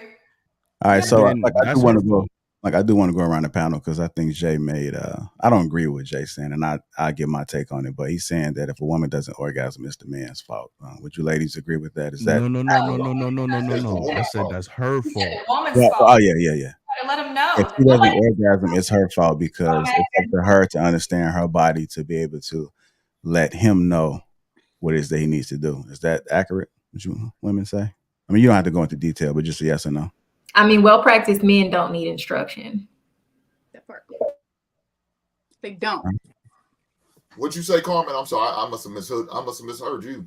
I said well-practiced men don't need instruction. Not that every man should just magically be able to do that, but I don't really like to instruct. Hold on, but Karma. So what is practice? What define practice? I really can't. That would be more for a man to define. I just experience whatever's there. That's my only point. You don't need to have a whole lot of. You don't need to be on a bunch of different teams to be considered a good player. You can be on one team your whole career, and you will be good. I mean, if the Carmen, you want me? What I did to my ex-wife, you want me to do that same thing to you? Is that what you're saying? I mean, okay. I mean, if you want I don't. So for me, I'm asking. The way I gave my ex-wife sex, you want me to give that to you? If that's what pleases you, yeah. No, but I'm trying to give you that orgasm. So you want me to give you the same style that I gave to my ex-wife to you? I'm not ultimately super concerned with you. You're gonna have to show me. You're gonna have to teach me. Look here, there's nothing wrong with you teaching a man what pleases you. You need to do that. Just like you need to teach me how to love you. You need to teach me how to please you. Because and guess what? I got to teach you how to cook what I like for dinner. I'm going to teach you that too. There's a lot of, that's what you call learning your person. Yeah. I'm not going to let my person go out in the dark and just try to read my mind. See, that's the shit y'all women do. You want us men to read your mind and just assume shit, but then get mad when we don't get it right. But if you had told me what you want, then I can do it. If you teach me, I press can that do button. But that's what I'm saying. If you can learn me, I can do it. I have no problem. I'm going to give you that orgasm you're looking for, as long as you tell me what you like. Now, you may not like it too far deep. You might just like the head. Cool. You get nothing but the head. And we're going to go from there. You might not like your vagina. Hey, cool. I won't eat your vagina. You might not, or you might like the little man in the boat sucked in. That's what I'm saying. Like, I don't know if I can come back on this one. He ain't coming back up. You might not like your asshole lick. Cool. I won't lick your booty. But you got to teach me to know what you want. But that's what I'm saying. Like, some men have different skills and they achieve that in different ways. So I'm not just going to start right off the bat. Like, here's how you do it. Like you said, it's kind of just learning each other and developing the connection together. But then you can't say, "Ooh, but he don't make me orgasm." Like, if you won't go there with him, you should be telling that day or the first time y'all doing it, you should be instructing. It shouldn't be like a exploration. That's why I led with I mean, in so many words, I don't get off on my own get off. Like, I don't want to go too. Understood. Did it go out? Did the sound go out? Or can y'all hear me? No, I can't. can't. Oh, okay. I hear you. I was done. I don't want to keep going on that bad. Oh, so I've read a lot of books, right? And some of the material that I was reading, like Kama Sutra books.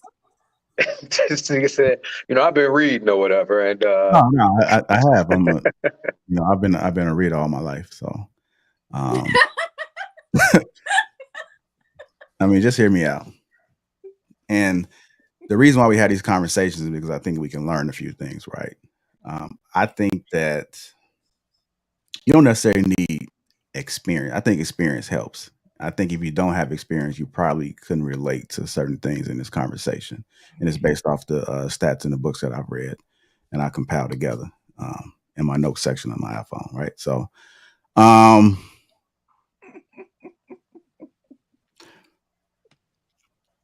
think that if a man is able to get a woman to orgasm without instruction, I think it speaks louder than her having to instruct him on what to do.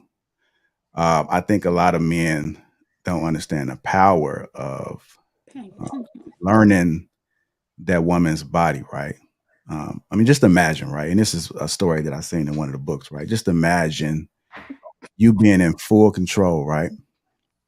And you so much in control that you to the point where you mentally have her in a space where it doesn't matter which angle, which direction you go, you can see how she react. You can kind of control how she react. You can kind of control when she elevates up and drops back down. You can see when the time that you need to like pound and to ease up a little bit. And this is based off the books that I'm reading. You have to I think it's a lot of power behind that. So when you're done, and she tells you, I've never experienced that, I've never had that, it says a lot. So I just want to encourage men to test these things out, right? Because it's easy to speak on it when you haven't been there because it's all you know, but you have to go and test it. So if you test it, see if it works a little bit better for you. And it has nothing to do with you because to me, I think most of the time men gonna come anyway. I mean, most cat will make you come, but I think it's important that if you lay it down like the right and proper way, confidently, then you ain't got to worry about nothing. You ain't got to say nothing. It's gonna say it all. Like But the tapping that comes again. from a man paying attention. Don't you agree? You have to like pay attention to her body. Yeah. I mean, what she's doing, how she reacts. Yeah, I've always said that I like to be mostly in control in the future, right? This is how I envision. I like to be more in control in the future. So based off the books and the literature that I've read, it's like shit, it makes a lot of sense. You know, I'm not the guy that like to be on my backside. You know, I'm not the guy that like my nipples licked. You know, it just don't do it for me. You know what I'm saying? I had these conversations with guys all the time, and we had a conversation on King Talk where it's like, I don't understand how you allow these women to just take advantage of you like this. Like you are totally out of your element, and if they was to repeat that same what happened in the bedroom to somebody else, it would seem kind of suspect. But if that's the way you choose, then it's cool. But I think a man should have a level of control. Well, maybe his nipples he gets stimulated by his nipples. I don't see nothing. It's just not. It's just not for me. And it's in the future, right? It's just not for me. Well, let me ask you guys this question. This is for the guys on the panel, and I know I'm going a little left for a minute, but I want to know, what do you all consider bad pussy? Dry, crunchy, stale. Right. So that kind of plays. Right. So that kind of plays into me. Right. If it's not getting turned on, then it's not turning me on. So that's why I think it's very important for you to kind of get it the way. I think if you mentally get it, and people brought this up, I do believe that foreplay, according to the word that I was reading, like foreplay does do a lot. It can set you up to be able to get it. Because imagine like her coming back, like running back, you know, not wanting you to leave, but it give you that tap, like I want some more. You know, that does, like, that says a lot about you without even having to even question it. Mm-hmm. You know what I'm saying? So I think guys have to, and again, this is only you, but just imagine if you never had a moment where you was looking at them and looking at, and again, I had illustrations in the book that I was reading. It just JR, can you it's like the face that they make, and it's so ugly at the time, but it's like, look at her. Look how I have it. Watch what I'm about to ready to do to her. You know, you in complete control of what's going on in this JR, situation. you be at the crib reading like romance novels and stuff like that, bro. I'm not mad at you. You know what I mean? That's how you learn. I've been reading Fabio books. No, it's not that. You got the book with the man on the horse. You know what I'm saying? Riding through on the front cover. That's Fabio. But you know, Esteban. He was reading the book with Esteban. I got you. Okay, so for the people that bullshitting, this sounds like personal experience. So the people, can you reference the books? So the people that haven't read these books, right? Like the people that got married at an early age and haven't seen this other side, you may not know about these experiences, but a lot of women desire to be treated in a certain manner. You know, they don't know because again, that's all you know. But I'm a man that you got to test it and try it out because it's going to be different for everybody and different from every situation. So, you know, try to, you know, do something that you wouldn't normally do because you can't be predictable. You know, it gotta be an adventure. If you're doing the same shit, and especially you started early, it's a possibility that shit might get tired out. You know what I'm saying? So you're gonna have to do some things, and especially if she's been watching like Christian Grey movies and she's reading all these books and something like that about what they doing, and you ain't doing none of that shit. Mm-hmm. Just try it. Just try it. You know, if you bite it, you bite too hard. I'm pretty sure you'll know. Don't bite as hard, but just, you know, just a little bit, just to crease it, like the nerves are connected. You'd be surprised how much the nerves are connected. And I learned this because I had 2 surgeries. You learned this in a book? No, I had surgery. So this is someone speaking on personal experience right now. Where they put something up. You know it personally. He took his Like they put a needle in my neck and it made my shoulder jump. It's the most weirdest shit. Like, but I'm telling you, it's a lot of connecting nerves, and you just got to explore the body, and you'd be surprised what you can unravel and how much it'll But just. yeah, JR, like kind of what you say is so crazy because in most cases, like the person that probably gave us the best orgasm that made us go to the wall, squirt to the wall, they want shit. You know, most of the He men living in his car. the best of the best, they're not husband material. Well, I don't know. It's just all literature and reading. I mean, you can find this up in Hink's basement. He got a lot of books back there. So Hink actually sent these books to me. I don't know where he got them from, but Harry Potter ain't the only thing that's out there cracking. Anyhow, let's go ahead and get back to the topic. Is 40 a high body count for men? Let's go ahead and break this down. Who hasn't spoken on this yet? I mean, I was thinking about it in terms of as a woman, like, would that bother me or something? And I would say no. I just look at it pretty neutral. I never have ever asked that question in my life. And that's not something I'm interested in. Like, it doesn't faze me one way or another. All right. Well, I know with me, it depends on the man. Like Kyle was saying earlier, it depends on the man. Like most cats, 40 is not high for them because they not even getting nowhere near 40. So, but some cats it's low. I don't think it's that high, not for a man, and especially a man say he's around my age, about 45, 47, 50. That's not high at all. 40 body. So, and I mean, I think for our generation, 40 would be about the average. You know, most people gonna lie and say, no, 42, please, 40. 40 is above average for our generation. I mean, the kids behind us, like 10 and 15 years younger, I mean, they getting it in at unreasonable ages. You know what I mean? But for me personally, I went to an all-boys school in high school. You know what I mean? So it was very hard. I had to go to all-girl schools, and it was, difficult. So I was late in the game. So, but when I got to college, Right. I went to an all-black HBCU, then I was in a fraternity. So, that needle shot up. But then when you get out of college and you back to life and the world is your oyster, it's a little harder depending on, where you are, what your network is. So I would say that that's above average. And if any, the average male, they're gonna lie and be like 40, please. But not to say, because I know I know a few superheroes that Kelly's speaking of.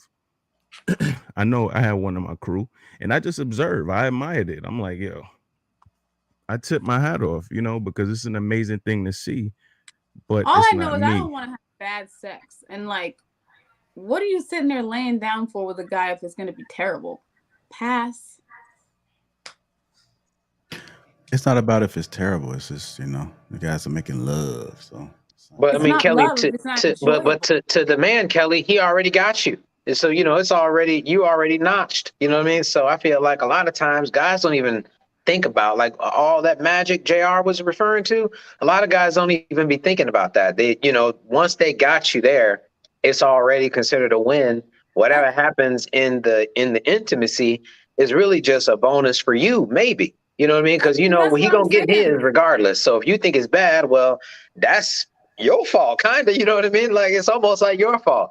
Because if you don't necessarily say what you need, like if you kind of expecting a certain experience and then he doesn't deliver and you so shocked that you really don't speak up, and before you know it, it's over, that's kind of on you in a little bit of a way.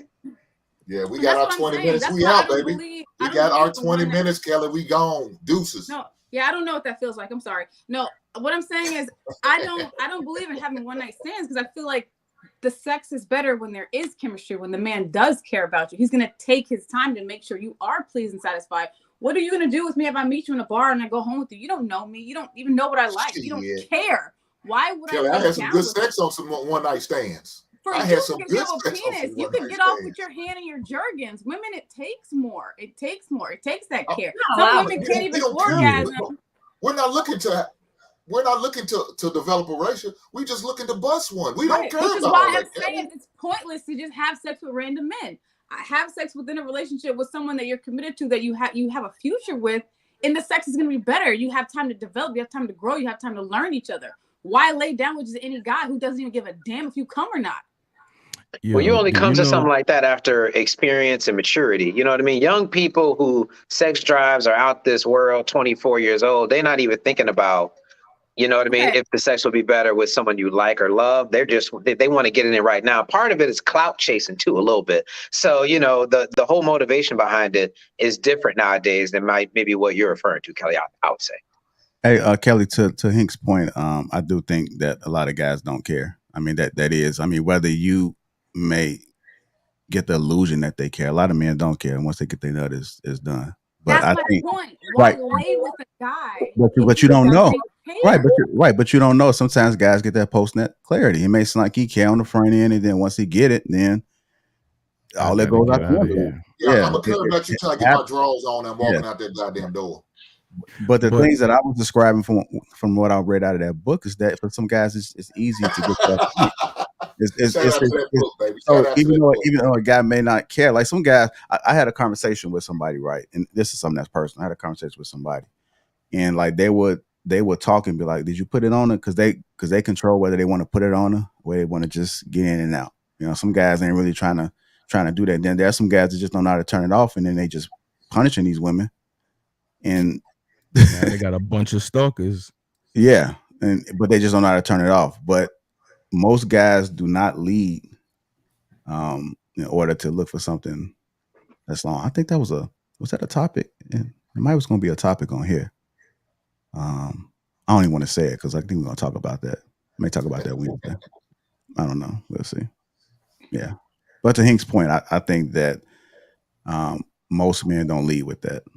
You know, sometimes those feelings develop maybe afterward. Maybe sometimes the sex it was good and he liked it, and then maybe he might see past that in order to want a further relationship with you or something. But that's what I'm saying. I won't even have sex with a guy until feelings are already developed on both sides.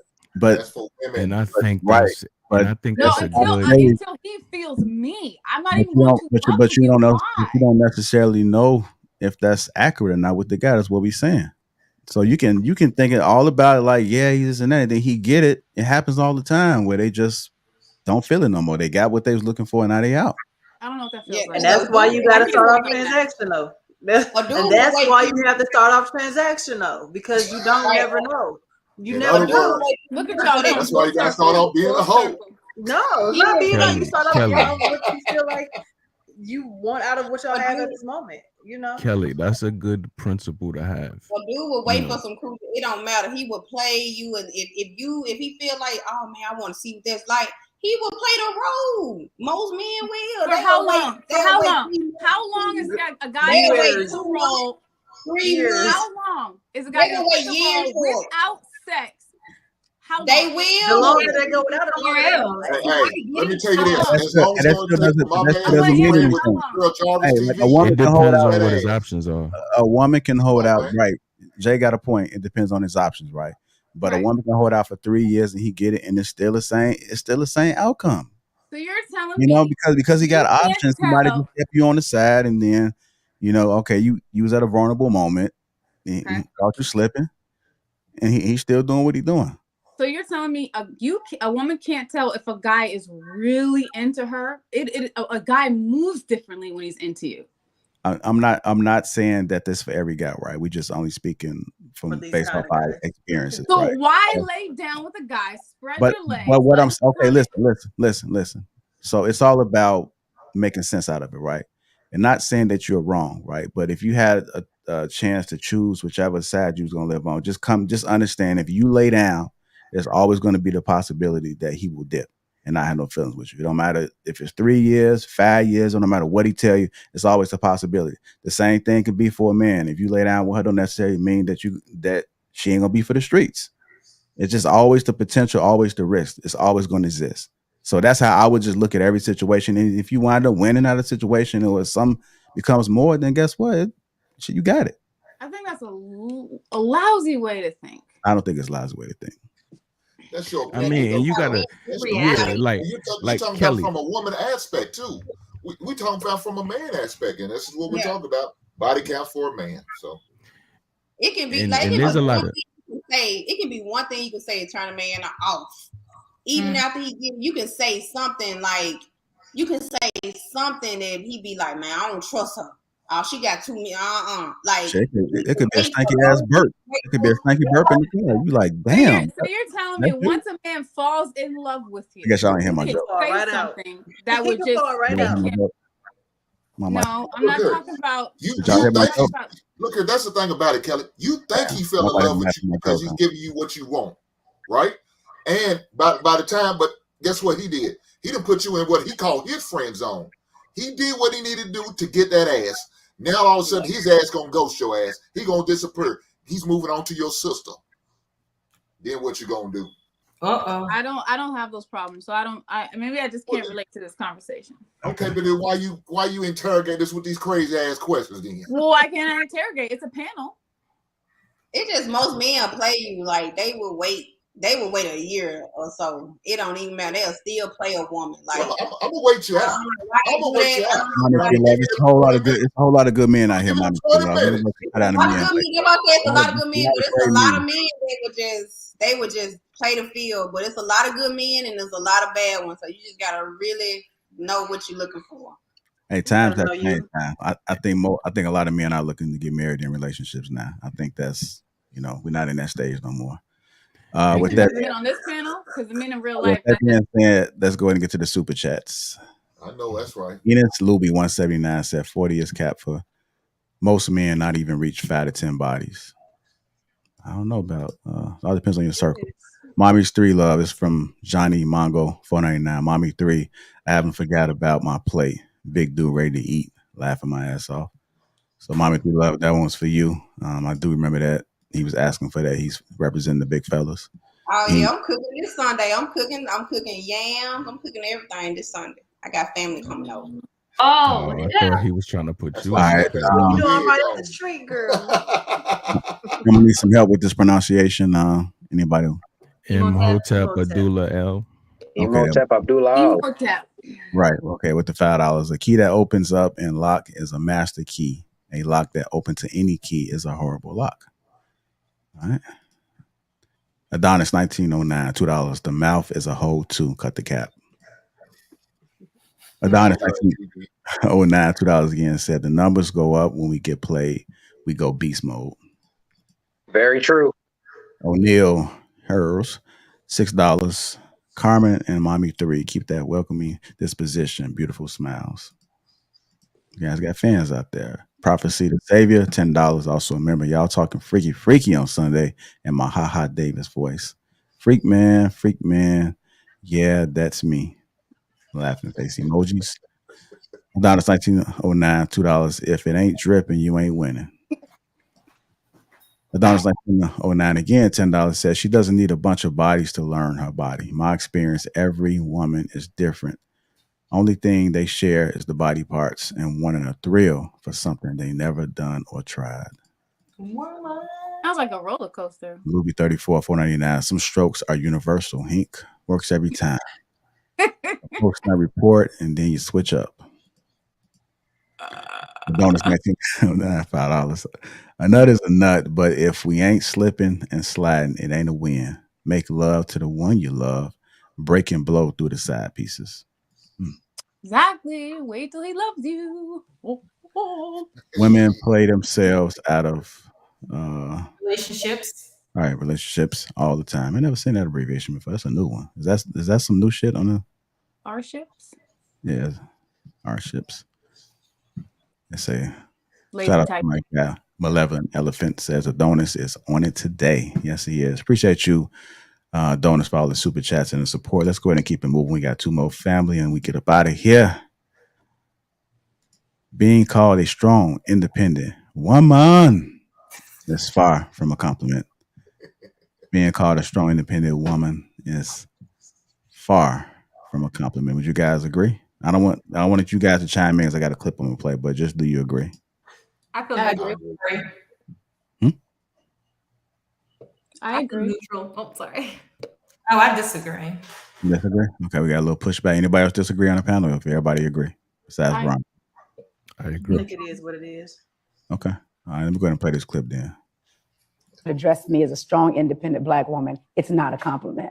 I never hear a man that is raising children alone say, I'm mom and dad. He never becomes overly feminine because he's raising children. But we as women become overly masculine because we are raising children, because I'm mom and dad and I got to do all these things, right? And now I put extra stuff on me. And then I say, ain't nobody helping me. Well, nobody told you to do that. There is help available, all because I was trying to overcompensate for what daddy wasn't doing. I didn't have to be mom and dad.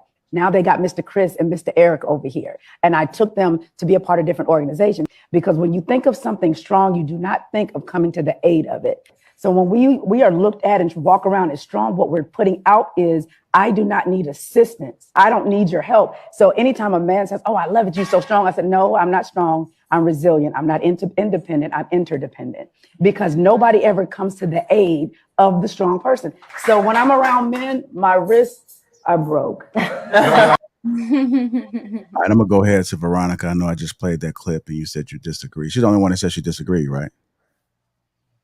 Yeah. Okay. I just want to see if that still stands after listening to the context. I understand what she's saying about becoming interdependent. I just learned of interdependent from Mr. Lego probably about 2 weeks ago. I never heard of that. But being a single mother, my definition of being an independent, strong Black woman is taking care of my family and looking for help towards people in the community. I didn't do that. My father and my brothers, they were a source. So I learned that then I was interdependent on them, but I've never taken it as an insult to be known as being a strong, independent Black woman. Because at the end of the day, I did do what needs to be done for providing for both of my children, being a single mother. Do you disagree with what the video said about a strong independent means that you don't need assistance? Like, do you think that she's wrong in that observation? Because I feel like that's a valid point, that when someone says I'm strong, that kind of implies you don't need anyone. And saying that you don't need anyone isn't necessarily a positive statement.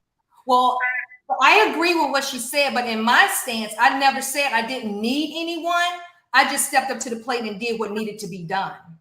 And, you know, and my mindset, when I was single, raising my children, I was independent because for me, going to get government assistance, that's how I was looking at it. No, I'm not going to do that. If I have to step up to the plate and be the mother and the father to my children, then that's what I'm going to do. I'm not going to wait for the government to give me anything. I'm going to go out and make it happen. But I understand what she's saying, and I agree with what she's saying. But for me, you know, I didn't take it as an insult, and I still don't take it as an insult. Does that make sense? No? Yes? It don't make sense? Yeah. I'm sorry. I mean, I can understand how you might feel that way because, you know, you're being responsible. You're kind of doing what you're supposed to be doing. Mm-hmm. So just the statement in and of itself isn't necessarily negative. But when the woman in the video, the way she posed it, I agree with the way she said it, in that the implication, because, you know, it was different for you specifically. And, you know, when you think of that statement and apply it to yourself, you're not necessarily thinking about it in I don't need anyone emotion. You're thinking about, like, I'm doing this because I have to do it. It's my responsibility.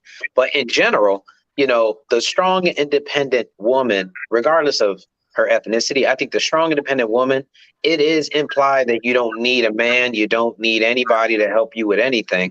And so when somebody comes along and calls you that, like, oh, you're a strong, independent woman, you don't need my help. You don't, you know, that's kind of implying that I don't need to do anything for you. So, you know, if there's not anything that we can get out of each other, maybe physically or whatever, then I really don't even need to be messing with you because you're a strong, independent woman. You don't need anybody. So, and she's saying that that's not a good thing to be seen as. So I can agree on that front. Mm-hmm, mm-hmm.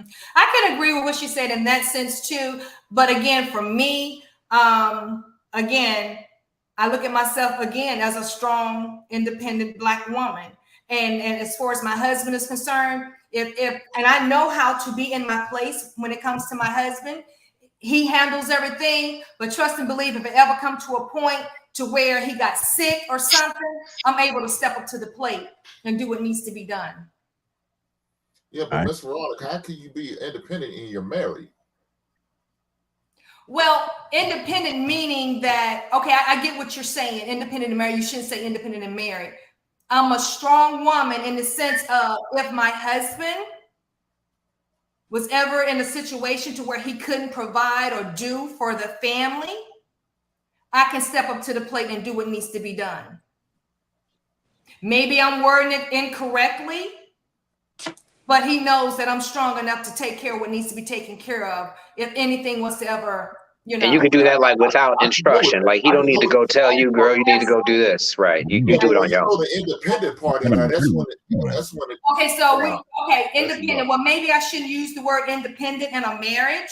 But yeah. I mean, I understand. I can handle business. I understand what Veronica's saying because my father had a stroke when he was 42. He lost the total left side of his body. So my mom had to step up to the plate, and she's never worked a job. So she had to figure out where all the funds were. She had to start paying the bills.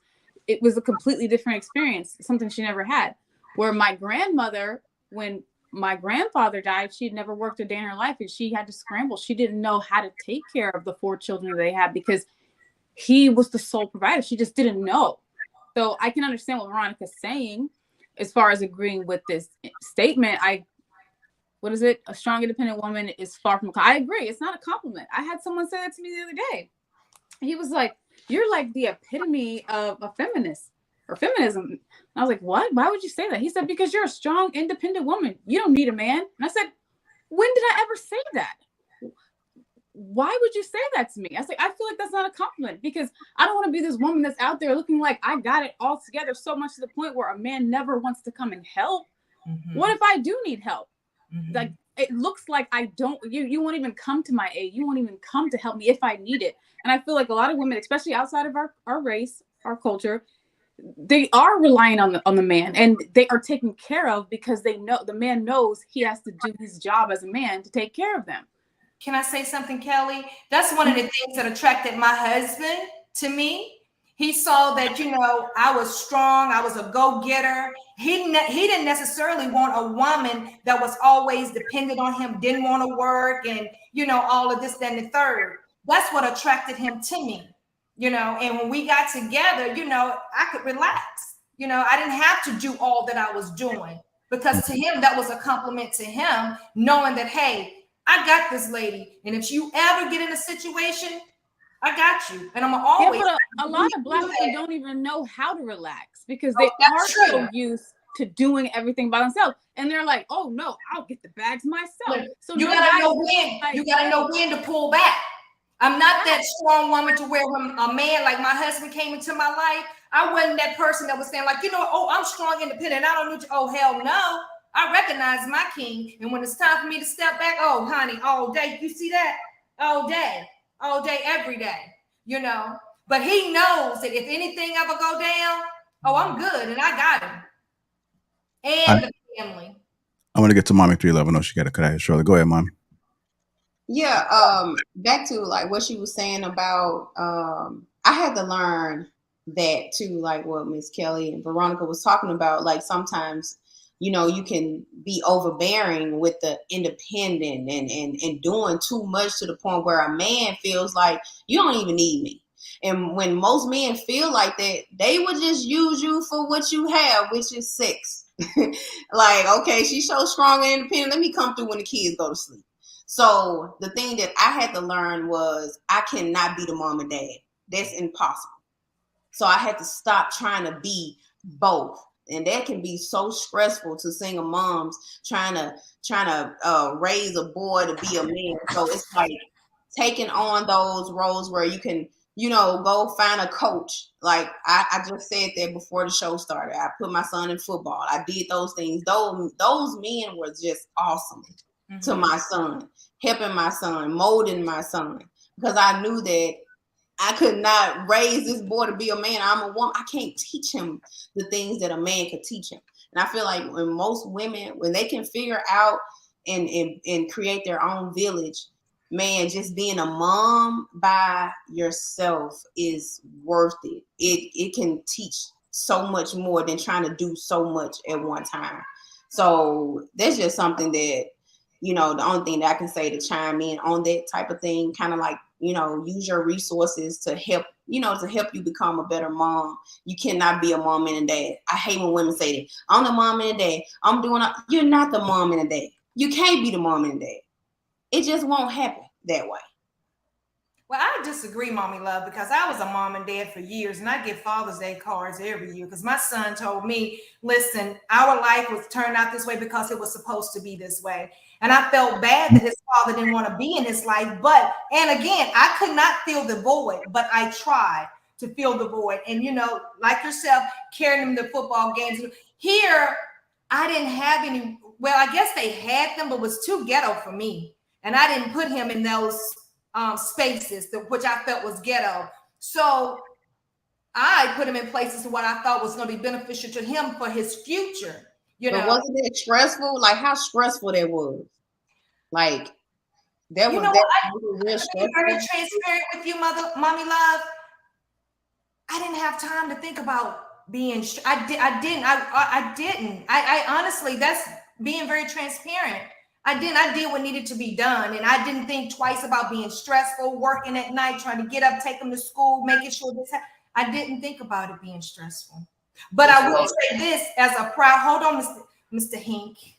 I will say this, and I will pat myself on the back for this, and you should pat yourself on the back too, because being a single mother of 3, you're doing the damn thing for real. And people don't understand the stress that it goes behind being a single mother, right? My son graduated from Yale. We did what needed to be done to get to where we needed to be.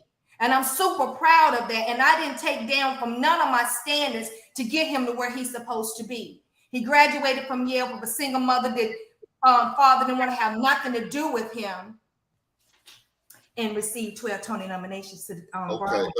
Congratulations to your son and his success. But you couldn't be something that you're not, man. You're not a father. You never be a father. You never be a man, as far as I know. So you can't be a father. Don't sit there and call yourself a father. You was lying to your goddamn self. The boy has a father. Now, he might have been an absentee father. He might have been a deadbeat father. He might have been a loser father, but he has a father. So stop, women. Stop calling yourself fathers. Hold on, Veronica. Go ahead. And now when you ask me, I'm going to give the same respect. Thank you. Y'all women can't be doing this shit, man. Y'all are not men and y'all not fathers. I don't give a damn how good of a job you think you did just because a father's absent. It doesn't matter. He's a father. There's a father out there. Now, did he didn't do his job? Yeah. You just had to step up and be a stronger mother, not a father. You're not. So take your title away. You don't deserve it. Okay, so now let me speak. I'd be damned if I take that title away, because I know what I did for my son and my daughter. So if me being there and being in the role as a father for them, and they looked at me as both, then damn it, I'm going to wear the title and wear it well. And you or nobody else is going to tell me to stop saying that, because I will not stop saying it. Yes, his father was not there. Well, Miss Veronica, what you're doing is downgrading us men. That's what you're doing. Every time I hear a woman say that, that's showing us men who are real fathers are less important. That's what you're doing. Yes, you are. Every time a woman claims she's a father, you're watering us men down. And that's what y'all do on a regular goddamn basis. So you asked me earlier, am I angry? When I hear bullshit like that, that pisses me the fuck off. Because y'all women ain't shit. Stop taking everything from us. We deserve our title. There are some good fathers out here. The daddy should have did what he's supposed to do. We're not here. You just so happen to have a bad husband who was a father. And that's that. That's a bad decision that you made. But not all of us fathers like it. So stop taking our titles. We definitely don't take your goddamn title. I would never say I'm a good mother and a father. I'll be damned. Well, that's you. That's your perspective. But for me, I'm going to continue to say it. And if it offends you, I'm not even going to apologize for that, because I know the role I played. And how am I taking a title from men who are being fathers to their children? You're calling yourself father. You're wanting to down. That's right. So where was the father that came into my son's life? He wasn't there. I was there. I was. So you was a good parent. You stepped up. You've been a strong parent. You was a strong, let me tell you, you was a strong, independent parent. You wasn't a good father and a mother. I'm not changing Okay, let's try to get some more perspectives up in here just so we can see, because we have two people that disagree. We have Veronica says that because she had to step up, she represented the mother and the father. Hank is saying that you don't want to do that because you're a woman. You always be a woman. It has nothing to do with you being a father. You just was a stronger woman, a stronger mother. So I understand what Hank is saying.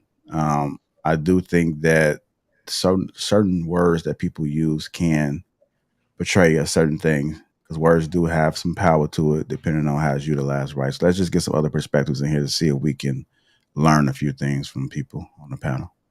Who wants to chime in? I wanted to ask Veronica, just out of curiosity, like, why does it offend you as a woman when he's saying, like, you're not a father, that's not something you can claim? Like, if we're prideful about being women and mothers, which isn't wrong per se, why do we want to, like, convert that into, like he's saying, what we're not? Like, wouldn't it be more offensive to be considered a father? I mean, I guess I just don't understand, like, the emotional like hang up there. Like, why is it offensive to you as a woman and a mother to not, I guess, like, entertain or engage in that title and accept it and take pride in that when it's just not real? Like, you're a phenomenal mother, you did phenomenal things, you're an amazing woman. Why not take the pride there? Because I take pride in both. I take pride in both because of the role that I play. No, I am not a man. No, I'm not. I would never be a man. But at the end of the day, I was the mother and the father. What part when I showed up, when they had the things at the school for the father, for the be there for the kids, you know how they have the little different things, I showed up. But how does that ultimately make you a mother instead of just, a father instead of just a mother compensating for what's not there? Well, again, that's just how I see it. When I showed up there for my son and my daughter, when the father was supposed to be there and wasn't, then that's the role I played. Point blank, and I'm not changing it. And if I'm emotional about it, it's because I hold dear to what I did for my children. Period. And I do know words have power. Not to say that what my stance is taking anything from any other fathers. If you was a good father, whatever, kudos to you. But kudos to me as well. And I look forward to receiving my Father's Day card every year.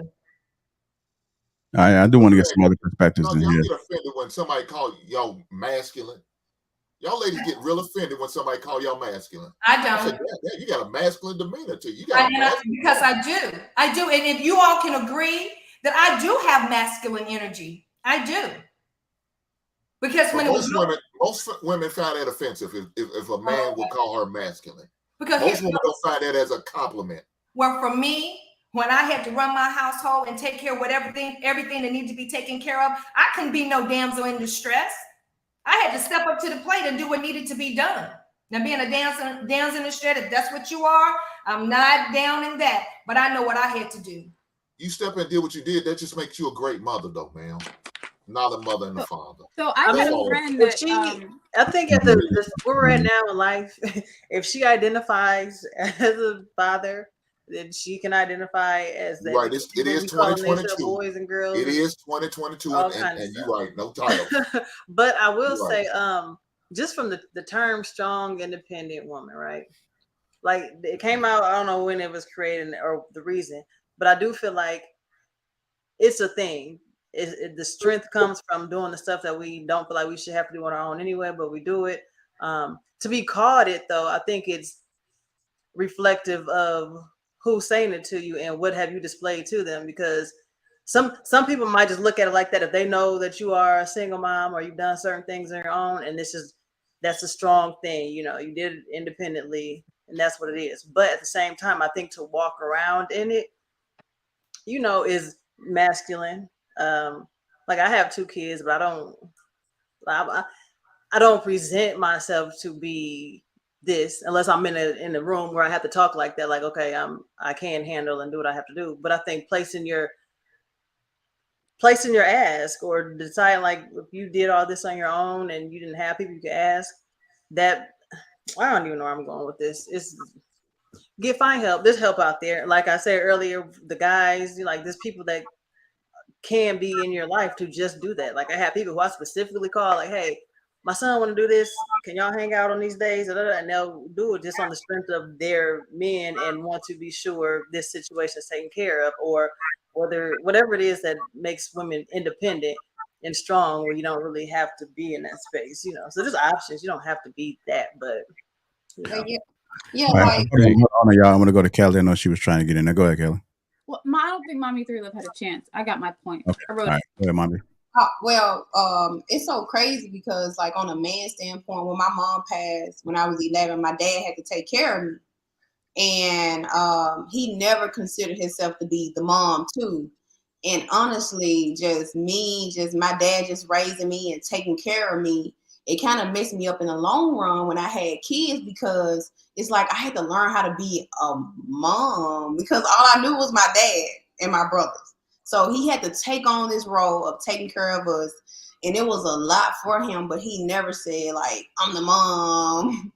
I'm the mom and the dad. So I kind of understood what the lady was saying in the video. Like, men can't say that. Men cannot say, okay, I'm the mom and the dad. You know, they just cannot say that. So. And they don't say it either. Yeah. So I had a friend. I had a friend who was a psychology major, and he did a lot of processing as an adult for what happened with his childhood, because his dad ended up getting arrested. There was a fight, and he ended up killing the man. So he ended up going to jail for life. So his father was not involved at all. It wasn't because he wanted to be there, didn't want to be there. He was not there because he was in jail. So he said he felt like he didn't have a father growing up, but then his mother stepped up to the plate, and she was so strong trying to be the dad that he not only didn't have his father, but he also didn't have his mother, because he didn't get that nurturing side that you're supposed to get from the woman. He said, so it was hard for him, and he processed this later. And this is in no offense to you, Veronica, because I'm a single mom, and I respect when women have to step up to the plate. But a father, by definition, is a man in relationship to his child or children. And I respect that title because my father was such a huge impact in my life. And when my son was born and his dad didn't want to be there initially, my father was his male figure, because I knew there were things that I could never teach him as a woman. I just cannot give that to you because I don't possess those qualities. Oh, this is how you walk like a man. You got to do it like this. There's just certain things that you learn how to talk like a man, walk like a man, the way a man thinks. That's what you get from your dad or a man. You cannot give a man these qualities because it's just something that women don't possess. So now he's 12, he lives with his dad now, because my father passed last year. So he still needs that male role model. Yes, there are certain things that women give. There's certain things that men give, but you can't really cross them. And I completely believe in standing in the gap if that father isn't there. Because if he can't be there, someone's got to be there. You can't, they're not orphan children, but I don't think a woman can give children the things that fathers can give. You can do everything you can as a mother, but it's really hard to be a father, because obviously it's a whole separate role. So it needs to be fulfilled by that father. If they can't be there, I definitely think someone else has to step up, which is what you did.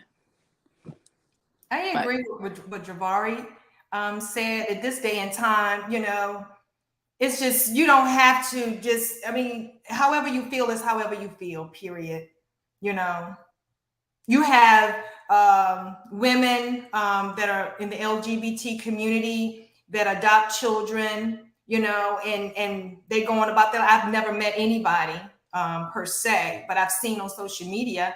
And who's to say they're not giving their children what they need, the two mothers?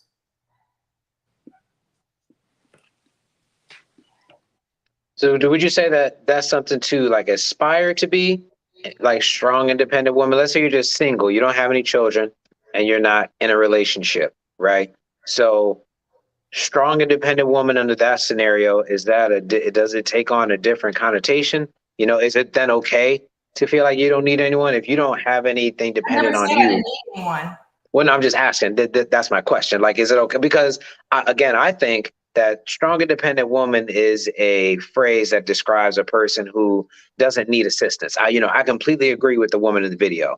It's implied that you don't need me or anyone to do anything for you. You got your own job, which means you can support yourself.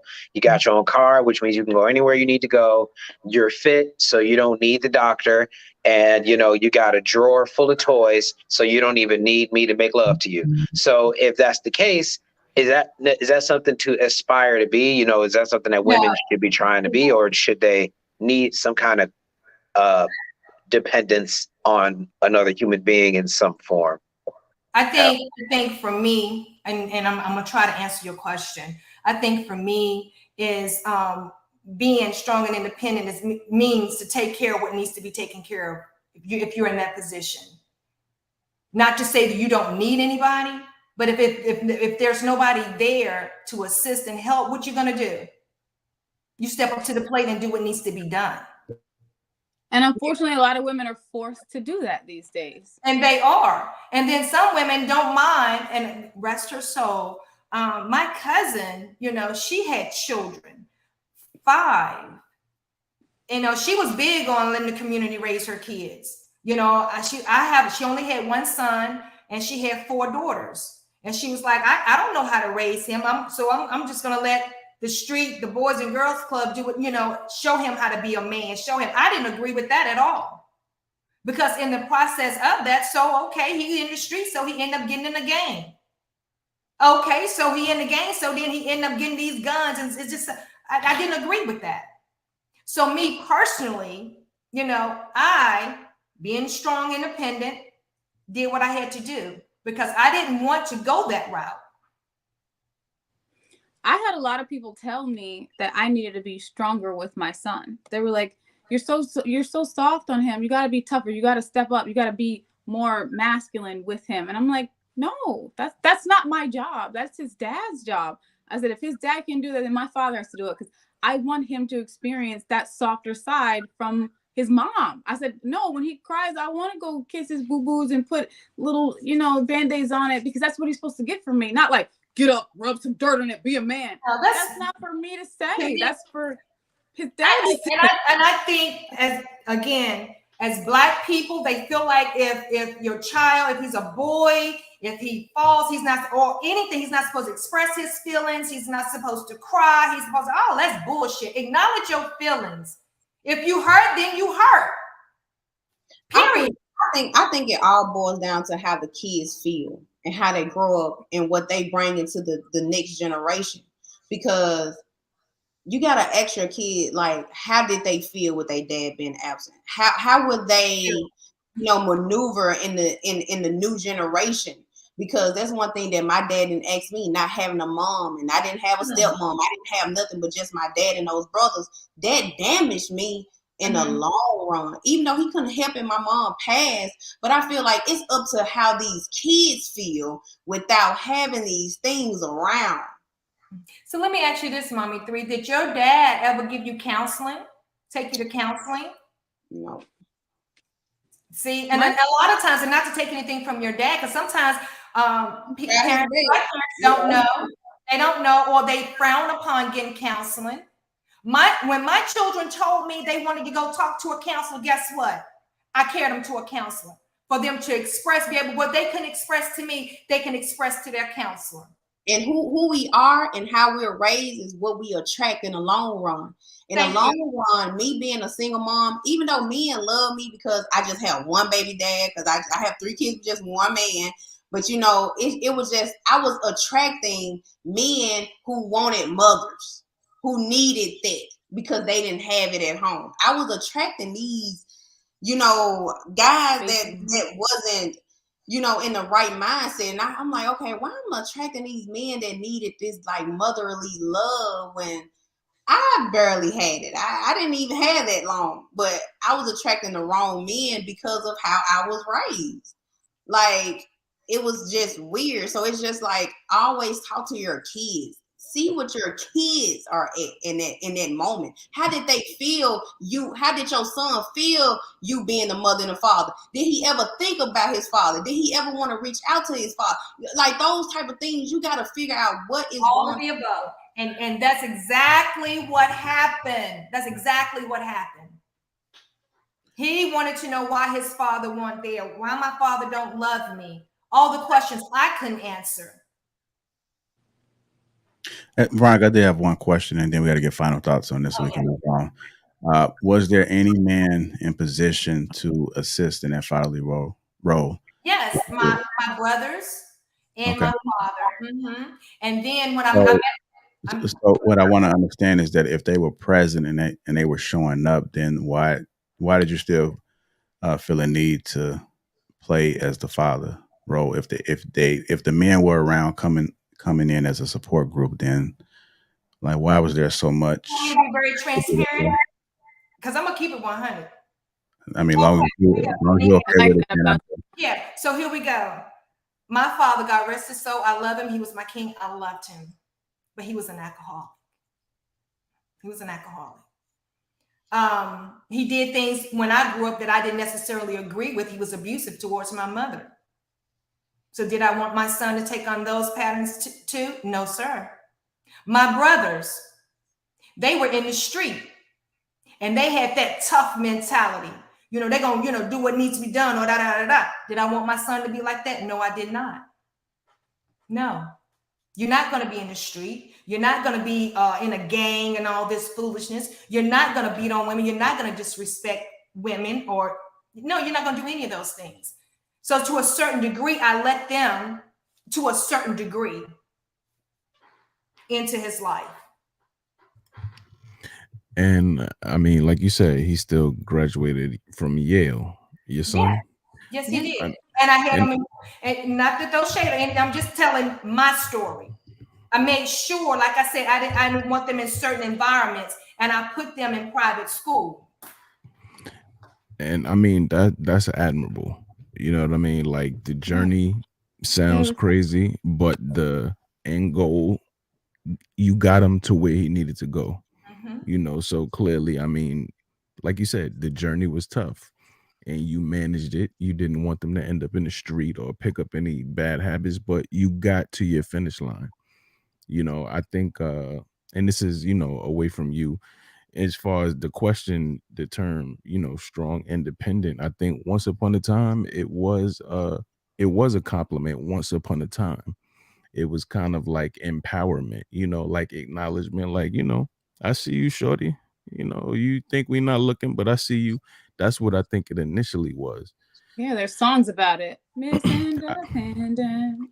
I think now it's become more of a shot at men, like a term to kind of devalue what a man is not doing versus what a woman is actually accomplishing. Because when you think of the term independent, you know what I mean? It's like outside of someone's authority, and technically if a man and a woman are going to be together, she's going to be under someone's authority. If we're going by the standard of what a marriage is, she's going to be under the man's authority. So you're pushing that term and placing a man and a woman at odds by her throwing that up in his face. I'm a strong, independent woman. That comes across like I don't need no man. So it's once again something that is being pushed to put us at odds, the way that I see it. Okay, so let me say this. So if it's putting you all at odds or whatever, right? Let's just say, okay, like for Mommy 3, if there's so many good men out here that want to be, where's hers?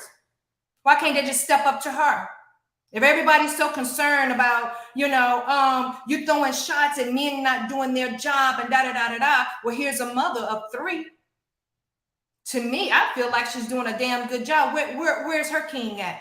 I was doing a good job. I was toxic. I just got back in my way. All right. But okay. So let's put it that way. So let's put it that way. And this is nothing personal, mommy. You good. No, keep going. But okay. So say if you have a man that has no kids, he's been doing what's called, the responsible thing. Not to say that you were irresponsible. I'm just saying he's followed a different path where he's in his late 30s or 40s. He has no kids. Are you telling him to forego everything that he's kind of accomplished and, you know, the right decisions that he's made to then help someone who has a ready-made family. Right. Well, if he call himself a king and he want to lead somebody so bad, yeah. That's because seem like to me that's all I keep hearing is, and I'm saying it because, and I'm not saying it to you guys. I'm just saying I didn't realize men really thought like this. Like I'm the leader and I need to run and be the head. If that's the case, if that's what everybody is pushing, then yes. If you see some kids and you don't want to be called, you feel like that being called a strong woman is throwing darts at these real fathers, then step in and be somebody else's father. And there's a lot of ways to do that without being married to them. There's a lot of professions out here where you can help kids and counsel kids without being married to a woman with kids. And that's true too. But if you talk about being leaders of a household and all this stuff, and you see a single mother out here doing her thing or whatever, then go on and ask to marry and take care of her and her kids, since y'all want to be leaders and kids. Veronica, I think that's just in this space. Like, because I talk to people all the time, all day long, and I know a lot of, especially Caucasian men, they will marry a woman with children, no problem. But I also think that woman gives off the air of needing help. It's not like, no, I got my 3 kids, I'm good by myself. I met a gentleman the other day, and one of my patients, and he was a pilot. He made over $300,000 a year. And he said, yeah, when I first met my wife, he said she had 3 kids, and she was like, you know, I don't know if you want to take this on, but this is my story. And he was like, he said, I loved her. So he took on her and was a father to her 3 children with no question, no problem. He loves her. She lives in a $600,000 house. He bought her parents a house. He bought his now stepchildren homes because he loves her and he was willing to take that on. I think it's just in this space because I hear stories all the time where men marry women with children with no problem. I think in this space they do a whole lot of talking. No, I mean, I'm not saying to you guys in general, but Kyle had made the rules earlier, but you know what I'm talking about. But you know what I mean? I just think there's just too much talking going on. Keith. We got that wasn't me. That was real on the one too. Anyhow, let's go ahead and get through it. I'll read the super chats on the back end. Let's get to this last topic. Hit the like button if you haven't already. Hit the like button right now. The likes seem to stay down. 700 people in here. We should have at least 700 likes. So if you haven't hit that like button, let's make sure we hit it right now. With that being said, let's go ahead and get to the meat of the conversation. As I always say, I'm pretty sure it's gonna get played out eventually, right? Because the ladies like 60-year-old. I'm like the ladies like to sit on the lap. What if they like the kitty cat? Not all ladies like meat. Ladies like both. That's meaty. What'd you say? That's having meat there. Just go ahead and, Not me. I just like to ask the hard questions. The soft, the hard, or the soft. I guess we can't win. I guess we still have. I guess women do think like children, huh? Did you just Mr. Let Go me? I think that's part of staying young. Children.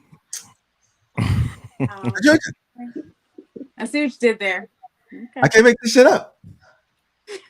What women have to understand is that women are children. What accent is that? That's not Mr. Let Go accent. That's not Mr. Let Go. Yes, it is. All the way. And you're stupid. and not only that. Oh my God. Oh, okay. I gotta watch with somebody to get the rest. I'm gonna have it down pat back King Talk. Let's go ahead and get it. Next topic of the night, the morning, is the lack of attention in a relationship can lead to a thirst to find attention elsewhere. Lack of attention in a relationship can lead to the thirst to find attention elsewhere. Let me go ahead and play this clip. And we treat the people closest to us the worst. Yeah. We're much more polite and more present for a stranger or for someone we just met. Absolutely. Like somebody came in here and I said, let me introduce you. You're going to stand up. You're going to shake their hand, all of that. But we get comfortable with the people closest to us. Not only do we not stand up and shake their hand, we don't even give them our full attention. We don't even look up. That's fair, and that's part of what occurred that that we're talking about. But just because it just happened to you, you're no different. That is common. Yes. And people, and just like we were about to move on from it, I really feel like we're not giving enough credence to the impact of that over time. Yeah. Fair. Over time. If so, and it could go, I love to say it goes both ways, because it could be the woman that's constantly looking down or constantly attending to the kids or doing something else and not giving the man the attention, right?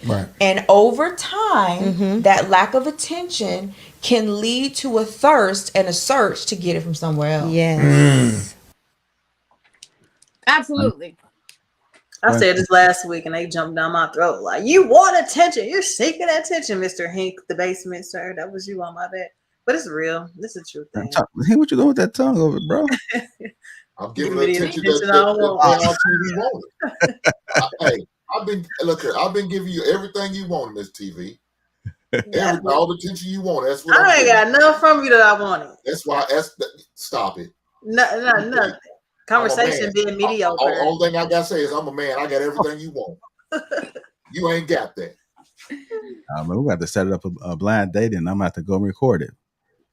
Oh, you should do that. That should be we should. I want a date with him. We should have Are you audio. blind date with Lapeef Network. Hey, I tell you what. After the show, Hank, are you down What's that? for a date? Pay it by me. No, I'm not gonna date Jarvis TV. I'm good. I'm already. No. Hold on, Hank. Hold Wait, on. if you paying. You hold on. You and her, we got y'all screens on Lapeef Network. Y'all sitting down and y'all are acting out like a first date, whether it be a coffee date, a dinner date. It'll be set up and we'll watch. And you could give some game, man. So you could give some game. You want me? Okay. I mean, I could reenact a simulation of a date. Yeah, I'll do it for her. She's on I'm a bite now. I can't wait. I'm biting you on the first date because. Damn. Bite. See, the Lord is working. She said she gonna bite Hank. Bite. You said you gonna bite him. Bite his head off. Look at that. I'm not into that shit. Bite his face off. Hank, no, Hank. That sounds like something you gonna be into right there. That's how she gets to you. Like I'm Marv Alvin or something. Well, did you say bite or fight? Bite. I don't hit men. I think that's what he wants. They don't call him the We're basement. gonna set that up for next month, man. Hey, we're gonna set it up. And some people could observe, because there's a lot of people out there that are awkward on first dates. They could get a first, you know what I'm saying? The only thing that I ask. Can I be on the show? How to do No, Kel, hell no. You're gonna ask some more silly questions. The only thing that I ask. Nah. I think she would be good. I think she would be perfect. It's gonna be a dope experience. I'm gonna set it all up. It's gonna be epic. All right. I said the only thing that I ask is at the end of the day, I want him to be for real, because I'm gonna change his whole. He gonna look at y'all. We'll be totally different when we get on our little date. But I want you to admit that, you know what? I had y'all. At the end of the day, I want some ass. Even if You gotta earn it though, bro. At the end of the day, what you done? Don't run from it now, baby. I want some ass. Mr. Hank, I can't even accept the date no more. I'm sorry. This is honest. Hey, be quiet. Hey, look, we're gonna set it up. The camera will not be rolling afterwards, so you guys can go your separate ways. I'll book the flight to go back out the next day.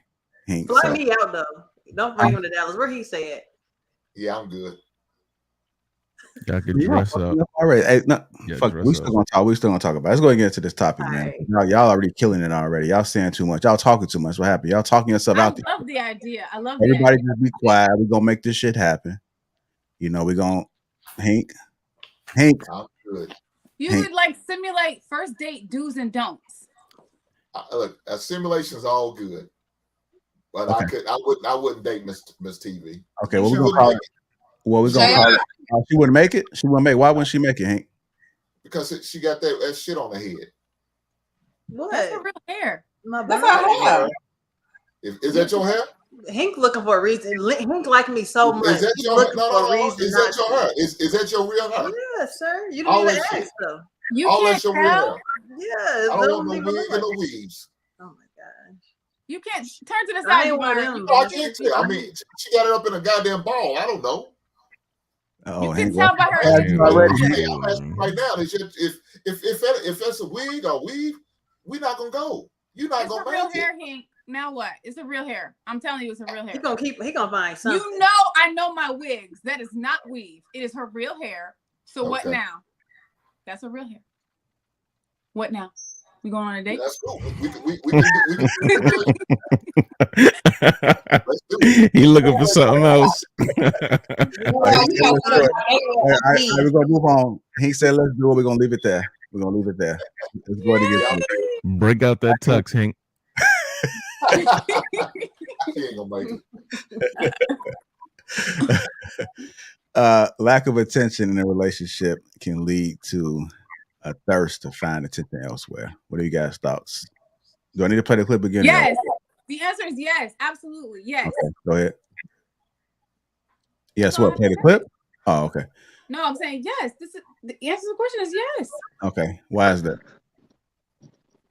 Are we talking about in a relationship, right? Like, yeah, it says heck yeah. Are you really gonna not spend time with the person, not get attention? They don't talk to you, they don't look at you, they're on their phone all the time, they're doing whatever they're doing, and they don't even it's like you're two strangers in a house. What are you in a relationship for? Of course you're gonna seek attention elsewhere. I say break up and go find real love. Yeah. Yeah, isn't it cute? Yeah, I can see it. We're on our first date. According to Mommy 3 Love, she wants a man like me to be. She wants a man like me to be on her cover. She wants to be covered by a man like me. I'm trying to help her out. Oh, I'm talking, man. The chemistry building real quick, man. That's it. You know, she becoming submissive. Hing laid down. She respect the authority. I like it. Go ahead, Kyle. I think you were trying to say something. Go ahead. I mean, yeah, I would agree with Kelly on this one too. You know, I think that men suffer from this more than women these days. To be honest with you, I think men are suffering in silence about not really receiving the kind of attention that they think they need from their women, their girlfriends, or whatever. Because if you think about it, a woman is scrolling through Instagram, she's working. You know, women work like they are way more dedicated to their careers now than they've ever been. So a woman could put in 10 hours at the job, come home, pop that laptop right back open, and start working some more. Then they pop on their phone, they're looking at Instagram. Then they got to watch one of their shows on Netflix, all these, you know, whatever kind of shows. Then, you know, 10 o'clock, it's time to go to sleep. If y'all ain't ate dinner, she's going to eat, then it's going to shower, and then she's going to dinner.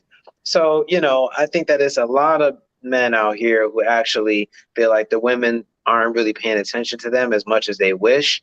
The average man, I'd say. And that's probably what causes a lot of arguments and a lot of relationships to crumble.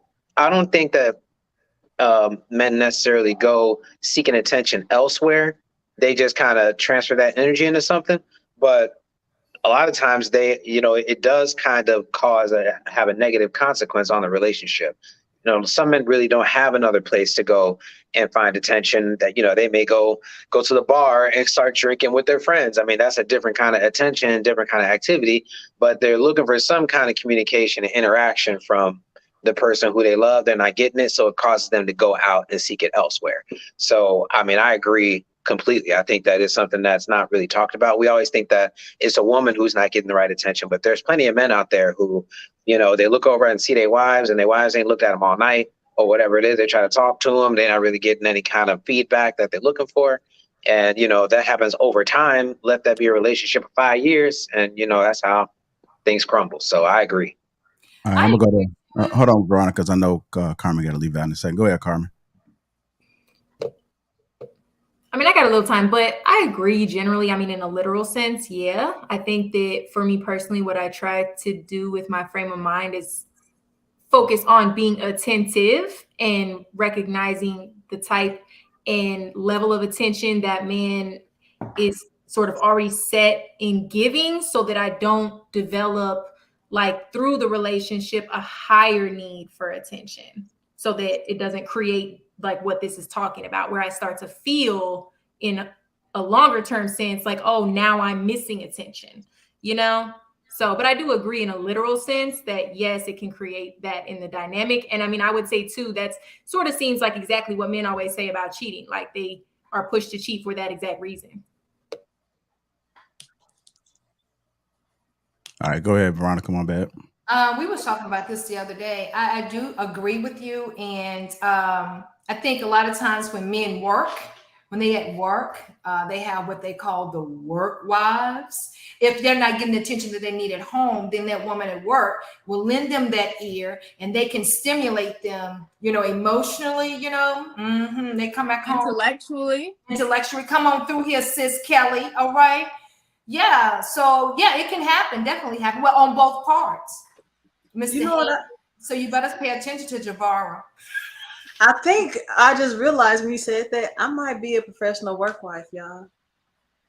I like it. I don't know. I like just being nice to guys and we just got business, and that's it. You go home and do what you do. And I think I might look into that. I'm a professional work wife.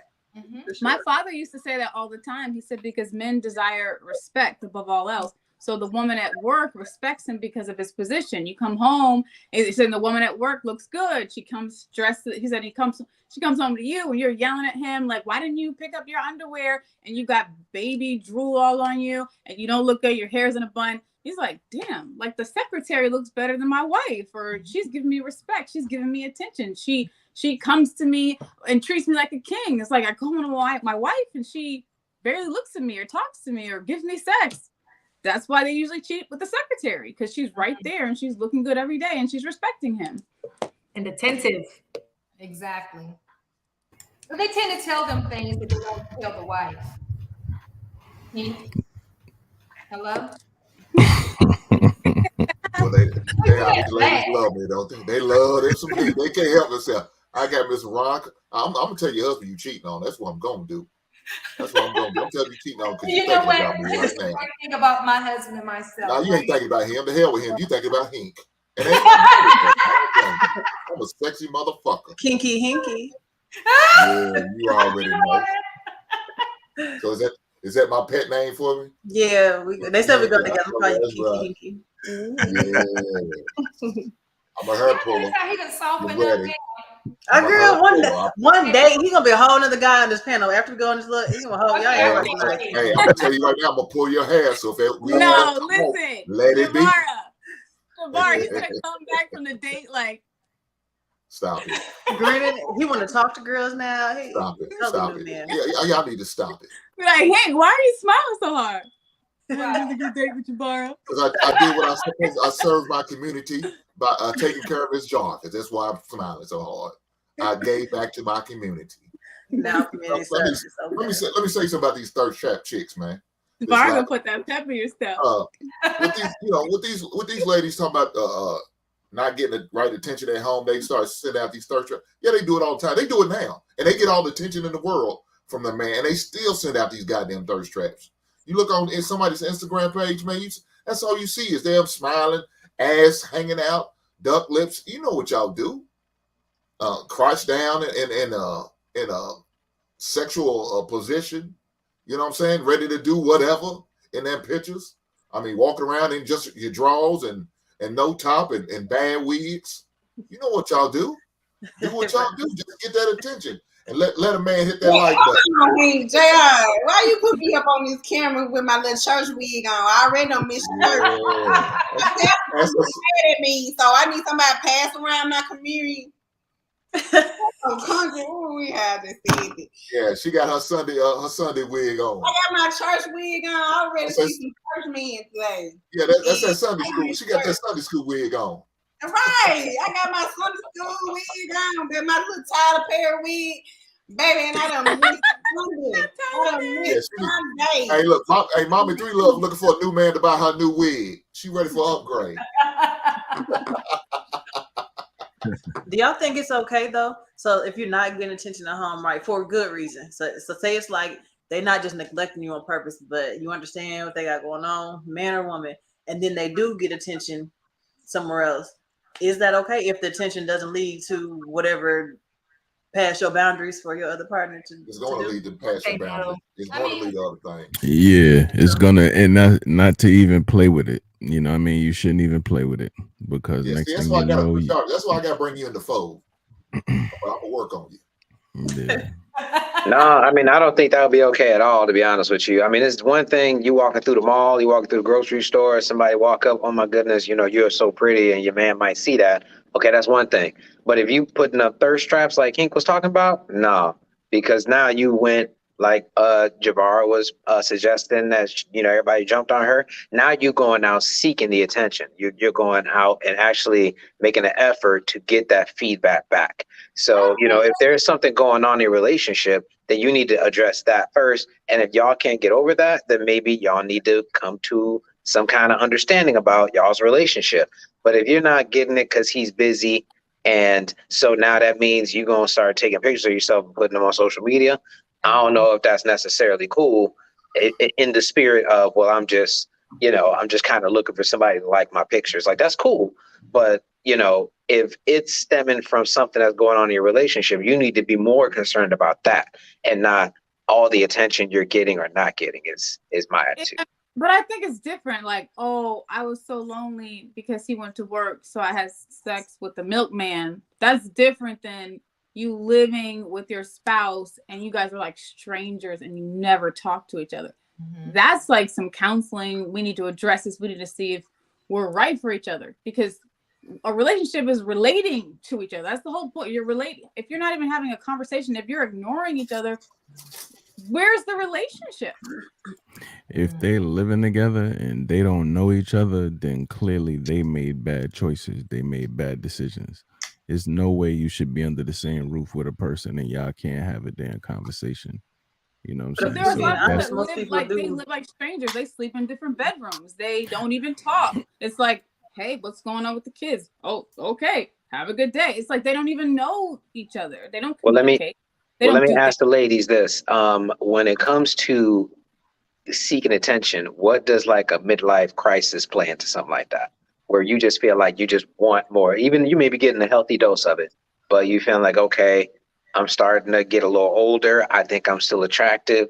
Let me start to see if I still got it. So then you start to change your behavior a little bit. You start dressing a little differently, going to work, because you might try to prove something to somebody. You mean like, you know, do you think that plays a part into it at all? You mean if we're 53 and we still look like Veronica? Yes. I'm gonna be outside. Yeah, I think that still comes into play if it's not happening at home, because you can still feel good about yourself, look good, and then your man still acknowledges and lets you know that. It's when he's not doing that might make him, okay, let me make sure I still got it, because he tripping. He ain't letting me know. So did I lose it or not? And she might get dressed. But he said midlife crisis. You don't got to go through midlife crisis to want attention from your man. No, I'm just saying in terms of like you getting to a stage where you feel like you need to be reminded of what your status was. You know, there's plenty of women. I mean, it happens all the time where women, you know, they're creeping up on 40, 41, 42. There's some young dude who they might think they could catch the eye of. They may not want to have no relationship, but they want to feel like that person thinks they're attractive. So then they start to dress a certain way and act a certain way. And so I'm just wondering, because that happens, do you think that if there's anything that the man can do? You've been with a man 30 years. So of course he may still be giving you the same attention he's always given you, but you want to be reminded by some new party that you're still sexy or whatever it is. Now, for me, it's still attention. Yeah, but giving you attention. I don't know what midlife crisis is. I don't know when women have a midlife crisis, but for me, as long as right after menopause. Huh? Right after menopause. Oh, really? Well, when my husband, as long as he's paying me attention, and if I feel like I need more, I do extra here at the house to see if I can get it. Right. But that's different. He's still giving you attention and you're just feeling some kind of way about the same attention. Yeah. It's different if his attention level drops completely and you're like, oh, then Houston, we got a problem. Right. That needs to be a conversation. It's a conversation. And I think too that happens when people are, because sometimes people do fall out of love. Sometimes people grow apart. And sometimes when it gets like that, the other party just don't really care whether you stop giving me attention. Oh, well, then, you know. But that's I think when people still have that great connection, a conversation should be had. And if counseling is needed, then let's go to counseling and see if we can figure this thing out. Right. Because you're not going to ignore me. I see it happen. Sexy dance in front of the TV. And Cal, before the midlife crisis, before, I guess, for like younger women, what we do the dumbest shit where we don't say when we become that way. We'll do like something dumb to make a man kind of like look at us differently. So I know. That's what I'm saying. It happens a lot. Where like you get in your own mind about, your status in life, whatever it could be. You start thinking like, man, I should be this way, or I could still go to this bar and still be pulled by some guy. Honestly, we'll try to reach out to an old fling, or we'll do something real dumb. Yep. Just to remind yourself that you got it. You know what I mean? And so, and sometimes it's like, it's not even about the attention you're getting. You just want more of it. And so I think you should spice it up with your man at home. Buy some instead of coming to him and being like, look, I'm unhappy, or look, I don't feel like we going on enough dates, or I feel like we're not. We won't come off we will not say that first. Sometimes we will do some naive shit. I will. I need you to tell me you love me. I mean, and that's the thing. You watch it play out, yo. Yo, but hey, what do men do when they go through this midlife crisis? What do you all do to see if you still got it? We go to the gym. Men go to the gym and we go hoop. We go put ourselves in situations naturally where we'll get some attention. We don't, men don't put up thirst trap pictures. You got a whole family at the house. You know what I'm saying? Let me tell you something. I'm in the gym. This is what happened to the men that come to the gym and they start working out. And let's just say they done got buff and the wife don't go to the gym. Guess who they looking at? The girl at the gym. Call somebody. And what men in midlife crises, they will dye their hair. They'll buy a new Ferrari. They do things to attract attention from women. Younger women, like, oh, look at me, I'm younger. I got my black hair now instead of my gray hair. No, see, like I said earlier, men be doing that for other men. Okay, that's let me just let the secret out. Okay, men ain't buying no a 60-year-old man dyeing his hair and getting a Ferrari. He might be doing that for some women. Let me not put a blanket statement. You still trying to feel young, you're not trying to that's no 25-year-old. I don't think that's really the case. Hold on, Cal. I don't pillow talk when y'all unhappy. So this keep it real. Let's keep it real. Y'all don't pillow talk to other women when y'all unhappy at home. Jay and Hank. I don't know nothing about no pillow talk with nobody else. Just me, but do you think Hank is accurate when he says that men are dying in here and all that stuff like that for other men? No, that's incorrect. He's being sarcastic. Oh, you know how women say. Talk about what women really do, but he just bullshit when he says. Oh, okay. I was being sarcastic. I'm like, with that was it. I'm gonna have to have a whole conversation with you about this, bro. Let's keep it 100. Let's keep it real. Most women, when she's and I'm talking about marriage, like I got some aunties. They ain't shit, but but I know some stuff. So most women, they won't just sleep with. They'll post a thirst trap. They'll do all those things before they actually cheat, like sleep with another man.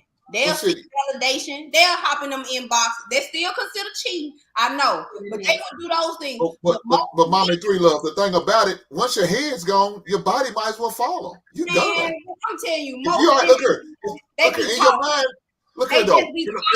But mommy three love. In your mind, you already made love to the dude. The dude already put it in your head. They just be talking. They ain't gonna do shit. They ain't gonna do shit. They ain't gonna leave that damn house. They too scared to. No, they'll hop in the inbox. They will hop in the inbox and they will seek validation from another man in their inbox, but they ain't too quick to leave that goddamn house. They don't see their from the inbox. Look here, you done already thought about making love to me, and I don't blame you because I'm a sexy motherfucker. You already cheat on the dude. I told you give me some head anytime, any day. Cause I know you like the feast. I already told you that. So really, it's we need 2 flights, JR. So mommy gonna come with me, right? Damn, Hank. Okay. Most men will pillow talk first to this other woman. They love it. They love to do that type of shit. They will pillow talk before they'll pillow talk. Oh, my wife, she ain't doing this to me. She ain't doing. They love to do that sympathy roller shit, and then men will have sex first. They will fuck somebody. before a woman do. A woman that's like really committed to her man. She will entertain, throw a thirst trap, go on the girls trip before she actually lay down with another man. But a man we just got done talking about body counts. Now, come on, let's keep it real. A man gonna lay down first. They gonna lay down before anything. But the dude might be telling you all that just to get that ass. He just wants your 20 We know that shit. We know and that. everything could be kosher at the crib. But he's just trying to knock you down. We know the grass ain't green on the other side. We know that shit. We know that nigga ain't talking about shit. We know he just. But you done gave it up. It's too late now. He done got his 20 minutes. Most women don't. Most women just be talking. They just want to seek validation. They just want to know if they still got it. But a man gonna fuck, man. Let's keep it real. A man gonna have some sex. He gonna get that dick wet and go on back home. What are you talking about? Let's keep this No, shit. but see, hold on, hold on, mommy. It's easier. It's easier though to put out a couple of pictures and receive a couple DMs. It's way harder to fall into some ass as a married person. Let me just, that's not work easy. harder than cheat. You work hard to do For what a man, yes, thank you, Carmen. Because it's way, and so when it comes to just attention seeking, not necessarily doing anything after the attention, you know what I mean, or pursuing something just because somebody said, well, you look real nice in that dress, you know what I mean, like that's different than trying to make a relationship pop off or some kind of affair pop off out of that. It's just, if you're not getting them compliments at home, are you going to run and go get them out in the world? I just think that there's more men not getting compliments than there's women not getting compliments. Side chicks. So side chicks don't exist. You said, I mean, of course they do. Of course they do. I'm just saying that's harder. In today's age of social media, it's way harder for a married, committed family man to also maintain a whole other woman and not have that whole thing blow up in his face. To successfully do it as an average man, that's very hard. It's way easier for a woman to just put up pictures and get a bunch of likes. Right. That's all I want. It's a lot of side chicks, boy, and they be having stories to tell. And we see them all the day, all the time.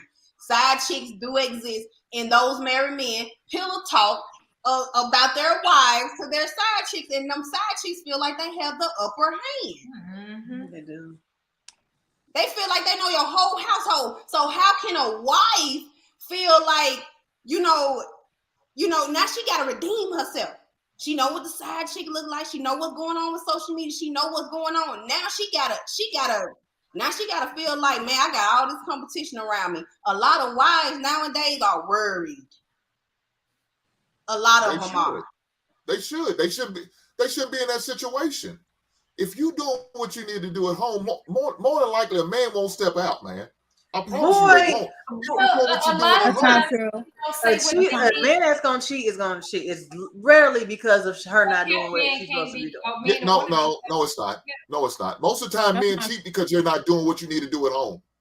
You're not taking care of your business. You're not looking like you should be looking. You didn't let yourself go. You're big and sloppy. You're about 355 pounds. Come on, man. And now you're not looking like this.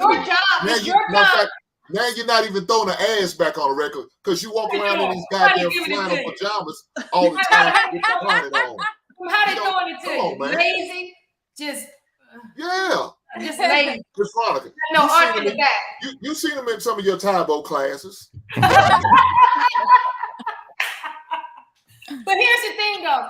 As the king and the leader of your household, then you should be the one to suggest to your wife, hey, babe, let's go work out together. Hey, babe, let's stop frying out the chicken. But that's the thing about it. We do. And then they say, what you trying to say? I'm fat? That's exactly what I'm saying. Yeah. Hey, we tell them that truth, then it's going to kill them out. You tell them that truth, it's going to kill them out. All jokes aside, it's a way to say things. It's a way to say things. Like my husband. They don't believe that. What my husband told me one time. Hey, fat ass, let's go to the gym. Let me tell you what my husband told me one time. Like last year. That's not the way. I was eating. And we go out to a restaurant. He look at me and he go, you want me watered down, Kelly? You gonna eat all that? I said, what do you mean? Yeah, I'm gonna eat all that. He said, you don't think that's a lie? That was his way of telling me. Then he was like, you see what's on your leg? I'm like, what are you talking about, babe? He said, I think that's a little cellulite right there. Damn. So that's Kelly, is that the right way to say it then? Well, hold on. Offense to it. I laughed at it. Now you know what I did? Carried my ass on to the gym. But see, hold on, Veronica. In today's world, you could have got mad, turned around, put on a little outfit, took you a selfie, put it online. You'll get a dozen dudes. Oh yeah, her body tight. Oh yeah, that's the wife material right there. Oh, look at cakes. You just get the cake emojis. You'll get all of that. You know what I mean? And so now you may have your husband feeling some kind of way. You know what I mean? And so you feel better about your own self. You weren't getting the kind of compliment that you might be looking for. So you went and got it from online or out in the street. So who is that really on? You know what I mean? Does the husband need to do better and take you as you are, as Hank was speaking earlier? Or do you need to maybe try to please him? I think it should be a space to where both can be honest. If I look at my husband and say, listen, your stomach is getting big. I don't care what nobody else is. I'm looking at you. No. This is what turns me on if I don't see the stomach in the front. What are we I'm telling you. No.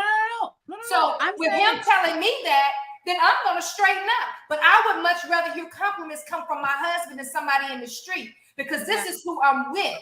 I don't care nothing about no compliments, inboxing. I don't care about that shit. What I care about is what my husband though, baby. These chicks of 2022, they rather hear a stranger's compliments than their own man compliment. So I got that's why I got to get Jarvis TV in order right now, because she's seeking validation from men outside of our tribe. And I'm not seeking it, baby. I'm not seeking it. They out there. So I'm telling you, they out there. Keep showing up on Sunday. I'm gonna get you all the way right, baby. But you know what I'm saying? I'm trying to reel her back in. Hank, I got an example. It's like I'm fighting a hammerhead shark. It's a battle, but I'm gonna get him.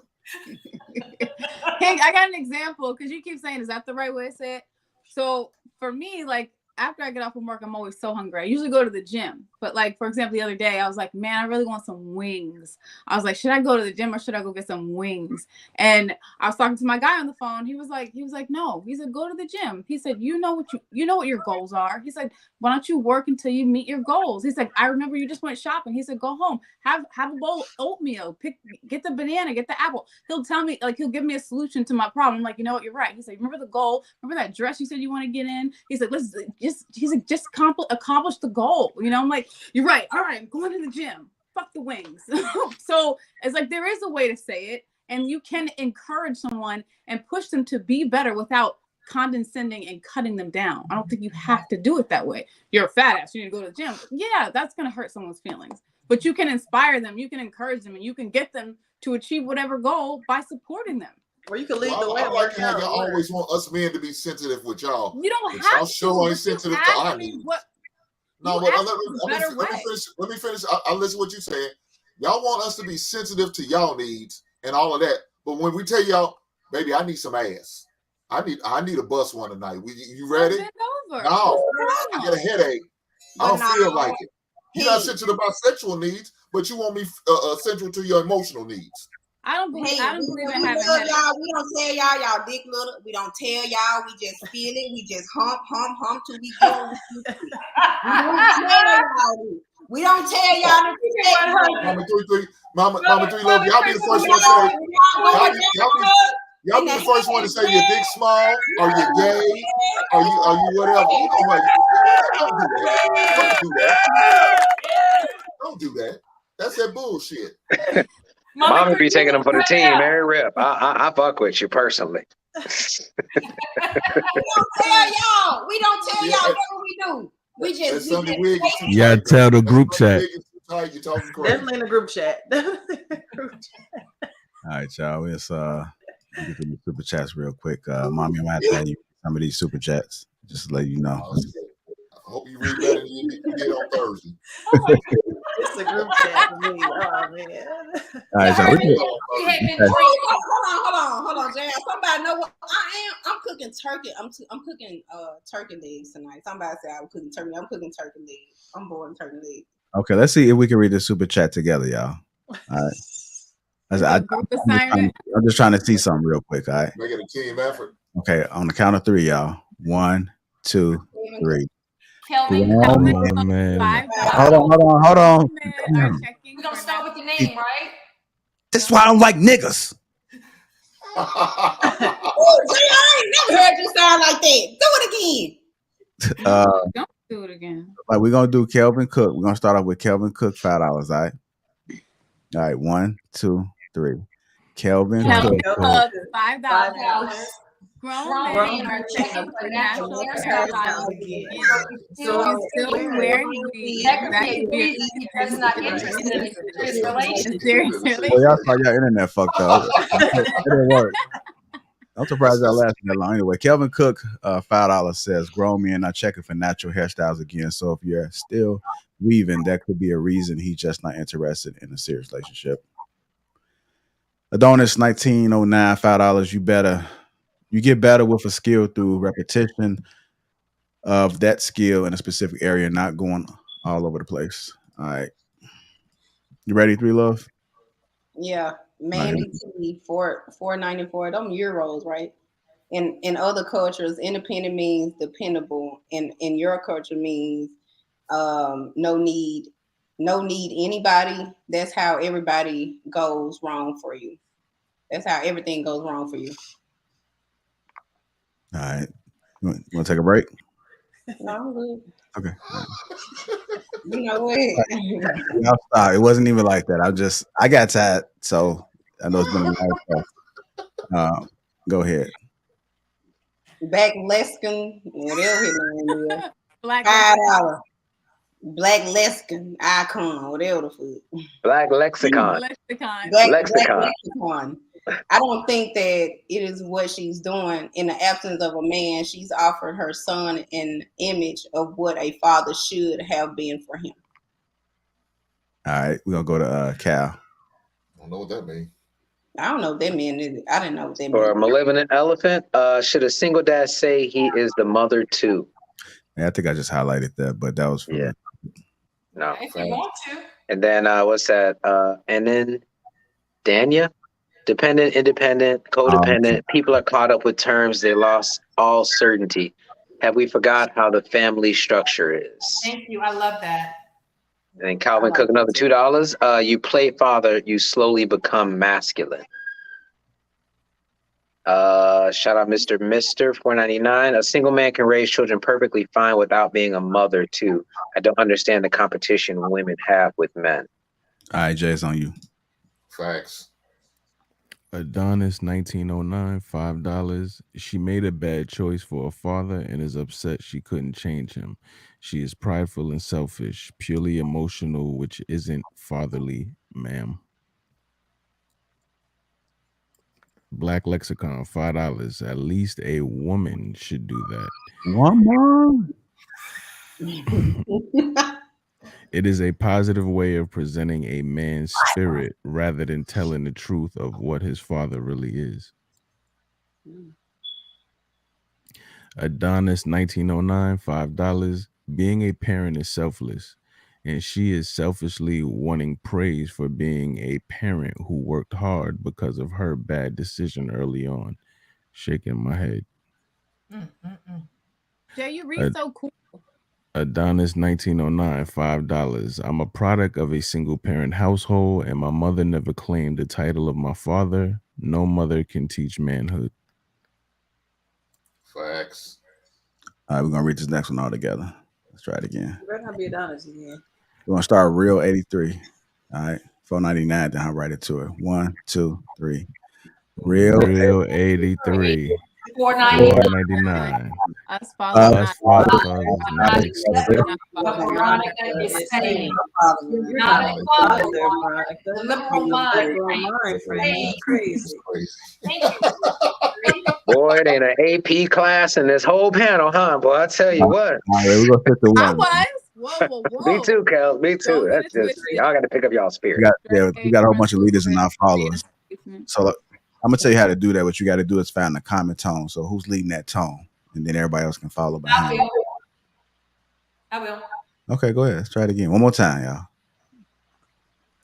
You gonna count it off? 1, 2, 3. Well, if you starting it off, we come right behind you. Okay, go ahead. Adonis 1909, $10. $10.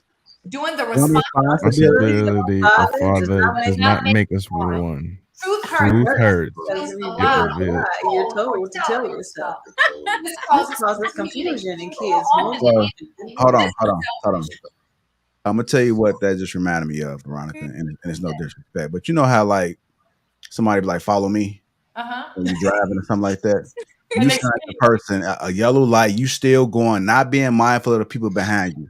You can't just read fast like that because you got to understand that everybody not gonna be able to read that fast like that. So you got to go at a nice pace. That's safe. You just thought about yourself, and that's how them people that be leading the pack like fuck. Don't even pull over. Just keep going. Didn't even see you miss the light. Just keep going. My panel, please forgive me. It's your girl, Miss C, starting all over again. I'm gonna slow it down. You ready? I'm afraid to try this. It's the last time, y'all. It's the last time. It's the Adonis, last $19.09, $10. Doing responsibility of a father does not make you one. Truth hurts because it reveals the lie you told yourself. Tell yourself. This causes confusion in kids more often than anything. This is selfish. Okay, y'all. Okay. Getting the good though, y'all. Oh no. Let me try. I'll try the next one. All right, on 3. Follow me. Don't read the super chat. Follow what I'm saying. Empress. $4.99. Okay. $4.99. Empress $4.99. Together. All right, 3, 2, 1. Are trans women really women because they take. Forget about it. All right, Kelly, go ahead and read this one. I don't get to lead? No, no, we gotta get I it back. feel like my group will be successful. Okay, well, we're gonna test it out next Sunday. Go ahead. Wow. I'm not even here next Sunday. I'll be on a cruise. Sunday after that. Okay, I can do that. Empress $4.99. Are trans women really women because they take on the role as one? That's like an illegal question to ask. Ooze? $10.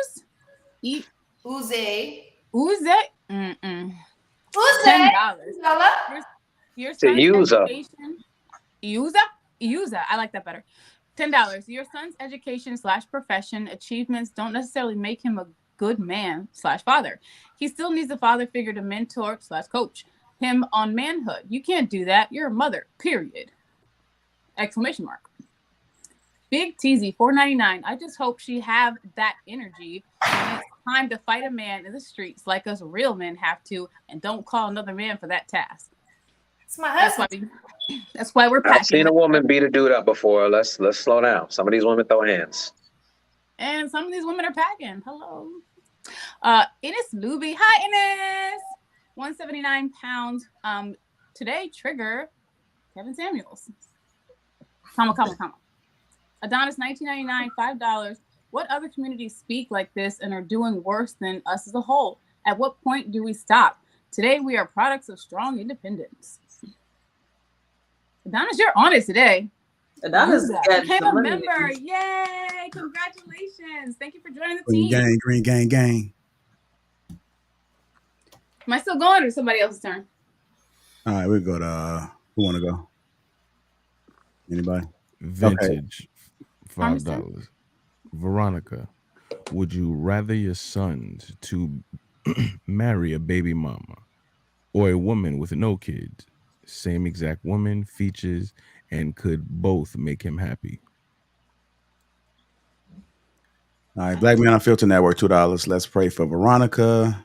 $5. One pilot is in most. Let's talk of hopium. It's only done hopium, right? Yeah, it's like only done in our community, and the only community where the fellas are getting pushed back this much. Shaking my head. But it's also the community where the fellas don't stay at home and be fathers. Johnny Mongo $1.99. I'm checking for Mommy 3. You got a fan right there. That's a white woman. Michael Wilson $10. Also member with Brother Jay says society is beginning to view the strong independent woman just like the black male. See how black women are being treated today. Pay attention to how black women are viewed today. The real Pookie $2. Hink just talk himself out the box. Hopefully that's not the case. AL $5. Also, never open, guys. Facts. 25% of marriages are sexless. Attention is lacking. No. Mr. 199 Hink and the sitting in the tree. K-I-S-S. Real Bookie $5 also. Remember, cook, clean, give box is the only attention we need until we can use it against you to step out. We always win, right, fellas?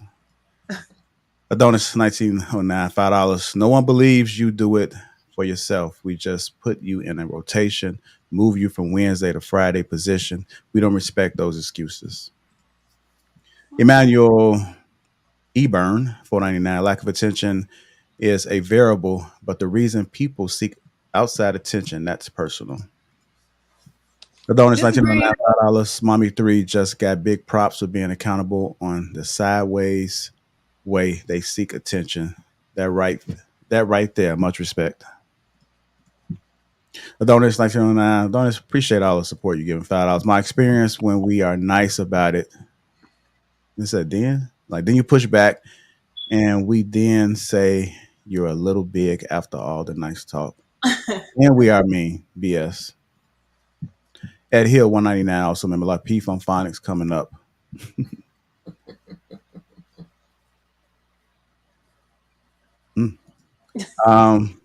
Marquise Keys 199. Jay sound like the Quiet Storm or 94.5. He does. You read like you're almost rapping, like a slow rap. God Will Spirit $2. Also remember great show. Can't wait for the DC show. Stay tuned for that. So you can put that together. Donuts 1909 again $2. An independent man is dependable. Is a dependable man. True. Ricky Fang TV $2. All you ladies are beautiful. Enjoy your Sunday. Thanks, Ricky. Black Man Unfiltered $5. You said it's small, Mommy 3.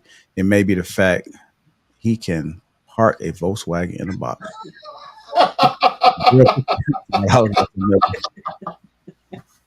Hank, when was the last time you've been out with a woman, dog? If you have the leadership qualities you expound on, why do you have so much?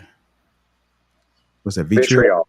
Dog. I don't know why people do Hank like that. He's just intense. No. Hank, we're gonna get it together. Hank gonna be the same next week. Right. Oh man. We got to talk about when we're gonna get the date going. So we're gonna definitely plan that. It's gonna be epic.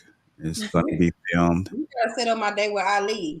You talking about the Lapeef dating network or the dating service? No, I ain't gonna be all that. I just think it's gonna be experience. Mommy 3 Love, are you ready to convert? You guys gotta stay tuned to the creativity I'm gonna put behind it. It's gonna be epic.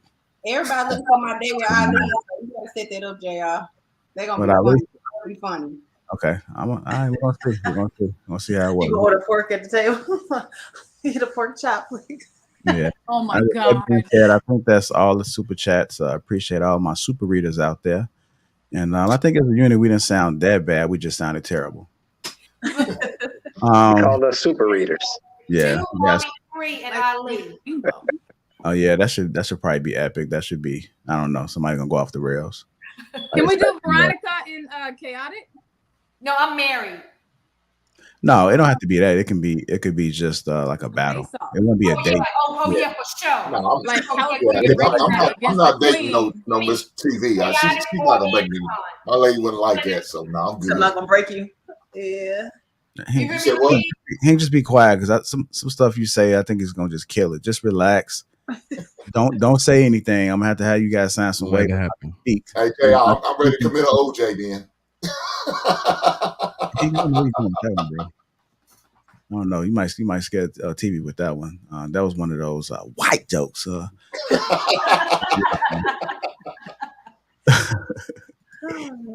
right, y'all. With that being said, make sure you guys hit the like button, and also make sure you subscribe to the channel. Mr. Lee will be starting at 4 p.m. Central Time. This is the topic: what is the price of respect? What is the price of respect? So this is going to be a great show. Lee always breaks things down from a different perspective. So make sure you guys tune in and show the same love that you show with us today. I expect that with Lee. Any final thoughts? Anybody want to say something? I know Mommy 3, you missed church. Apologize. So you probably snatched the wig off live. You might get $500. I heard it's what they're doing on a lot of people now. Oh man. I said, go ahead. Pull it off. Let's see. Oh, no. Don't do that. I ain't even got a braid, baby. I put a ponytail in the back of the head. Oh, okay. Yeah, nothing wrong with it. I slip my shit back in a ponytail too, so I don't even trip. That's the easy way to do it. Yeah, one of these days I'm gonna get my hair back. I thought about the process. I'm like, damn, how would it look like if I had a cow fade? So Just gonna be bald, dog.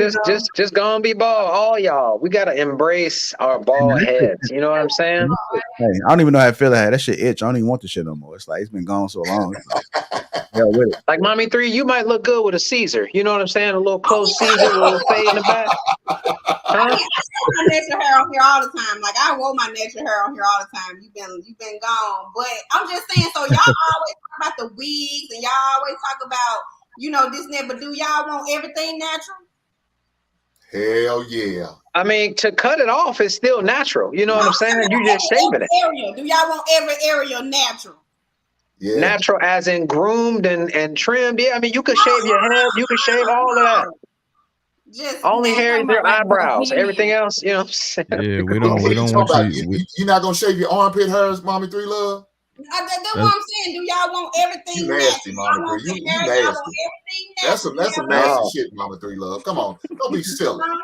We don't want y'all using no limes for deodorant, if that's what you're asking. I'm talking about y'all want hair everywhere. Hey, Mommy 3 Love got that black soap in her bathroom. I ain't mad at the little triangle, a little landing strip. I know triangle just bullshit. Y'all know y'all don't want no hairy ass pussy. So y'all just stop trying to figure. Stop trying to take it off. I don't want no hair in my mouth.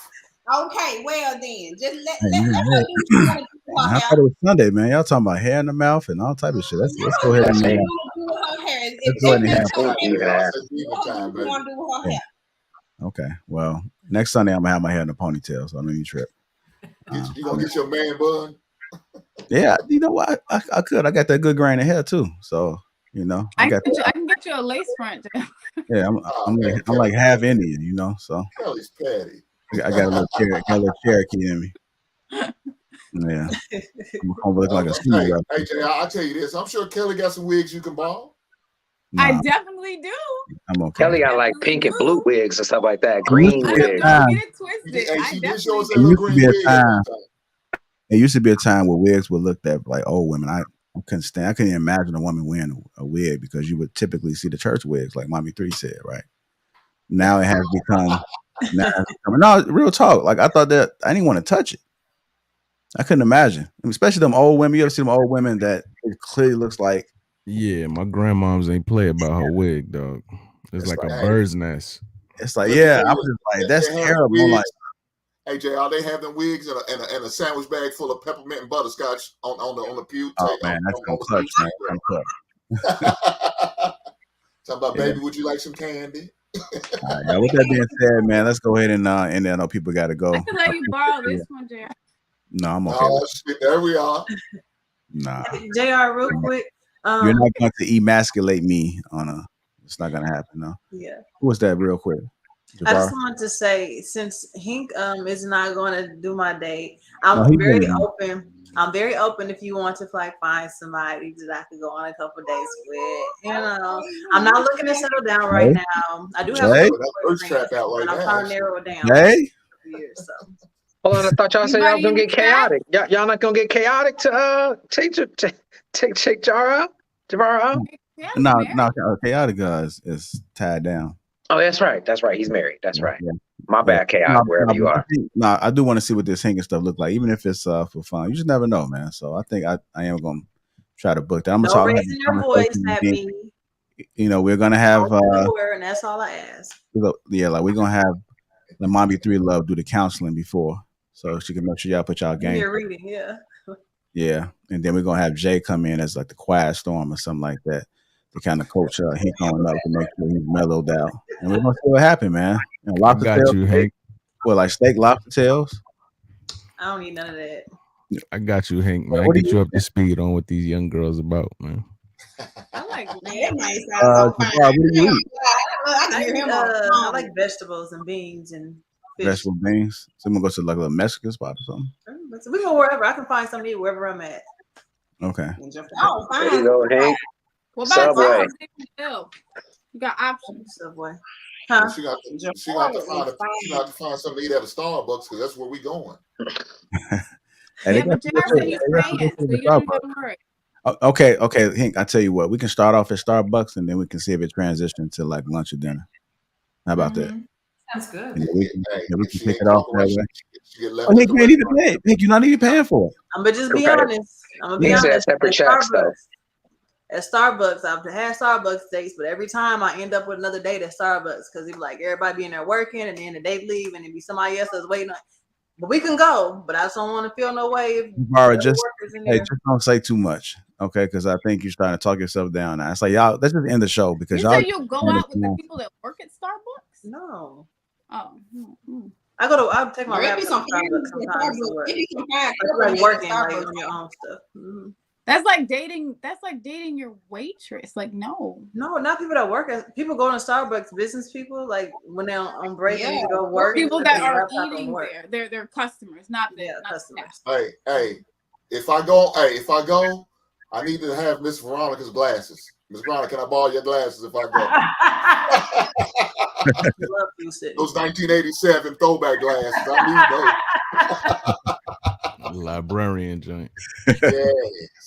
All right, y'all. Hank and Javar, I'm gonna definitely connect. We're about to talk about that, so just stay tuned for that. Hit the like button, also make sure I'm dead ass serious. I hope y'all know. Don't get my hopes all high and then this shit don't happen. You got a vision. You can't fuck with the creator now because I see that's right though. Yeah, some here. But yeah, hit the like button. Also make sure you subscribe to the channel. And I appreciate you guys taking the time. I know it's supposed to be a hour and a half show. I'm probably stop sending that because I'm sending y'all off with that. Bonus came again, said 1909, $5. Javari, 35, no kids, Marine, truck driver, Jamaican born, living in Texas. Slap my ass off. How you doing? So today, JR, stay blessed. So you got the guys out there. Hank, you got to step up to the plate, man. You might lose out, man. These guys are on her tail. You might wind up at the same Starbucks just waiting for y'all date to end. Let me say this. No, don't say nothing, Hank. We doing this shit. Don't say nothing. We're not gonna kill the spirit. We're leaving on a good note. All right, I'm gonna play some slow music for y'all. Y'all. This is for Javari and Hank. Let me see those. Put those Javari and Hinks in the chat, y'all. And we're gonna go ahead and end on this one, y'all. Catch Lee next.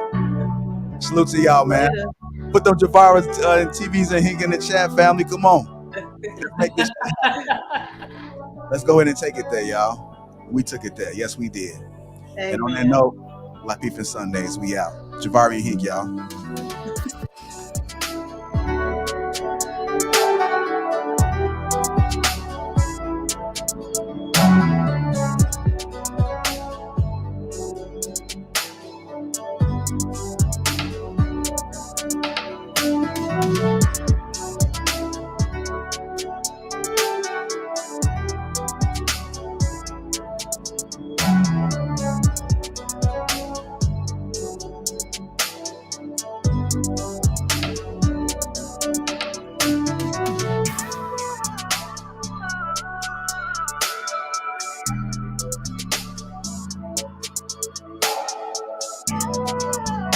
Make sure you guys hit that like button. Also, make sure you subscribe to the channel. Shout out to my Green Gang. I see you. Appreciate all the love and support, you guys. Make sure you guys catch Lee, 4 o'clock Central Time.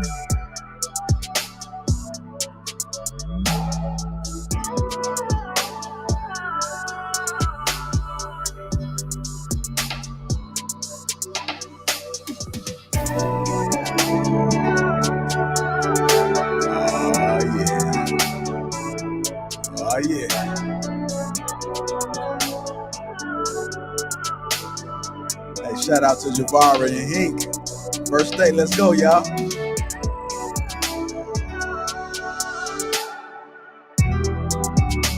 Welcome to Lapeef Sundays. You missed the good one. Catch it on the replay, y'all.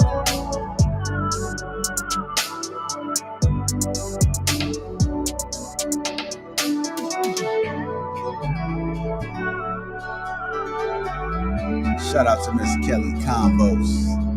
I see you, baby.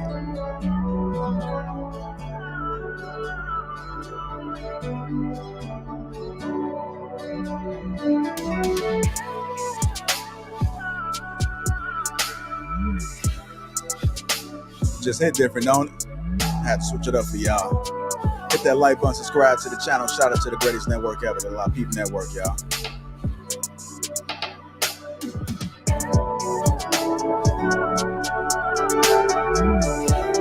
Sage Talk with Lee is up next at 4 o'clock Central. Got about a couple hours before we drop, y'all. What is the price of respect? Hit that like button. Make sure you guys go ahead and set the reminder over there.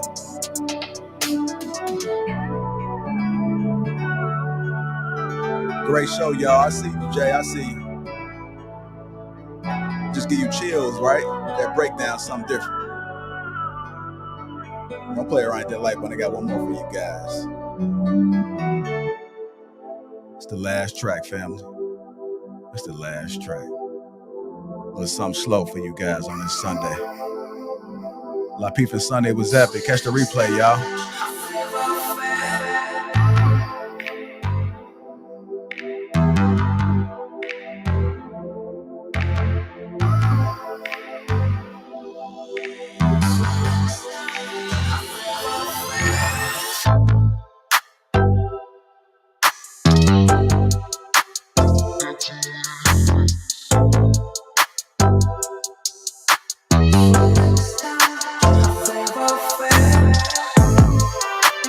It's the last track, family. Hit that like button.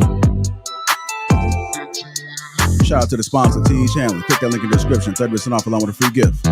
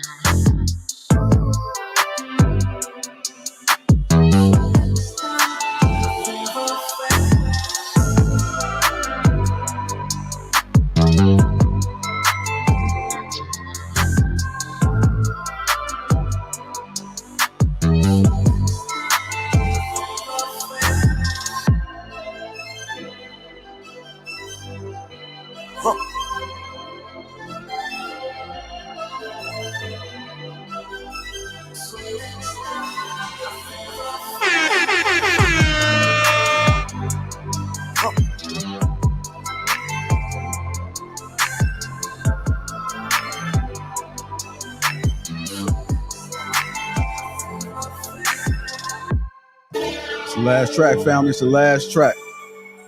As you guys head over there to Sage Talk at 4 p.m. Central, 5 p.m. Eastern. The topic, what is the price of respect? Shout out to the sponsor, T.H. Hanley, Uncomplicated Skincare for Men, 30% off along with a free gift. The Lapeef Experience. We at DC next, baby.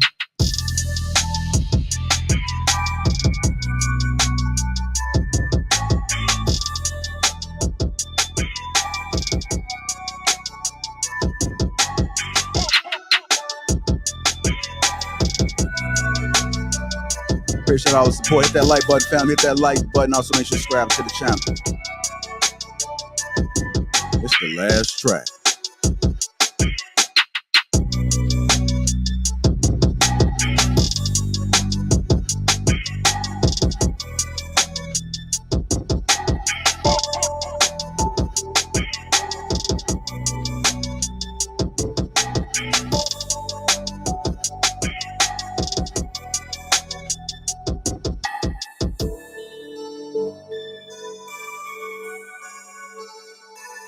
I just got through dropping a link for Sage Talk with Lee. Click that link right there. Make sure you set the reminder. Let's go ahead and show some support for Lee.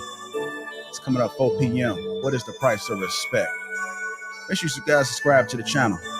Set the notifications to all. That's how you don't miss nothing. Shout out to the greatest network ever, the Lapeef Network. Let's go.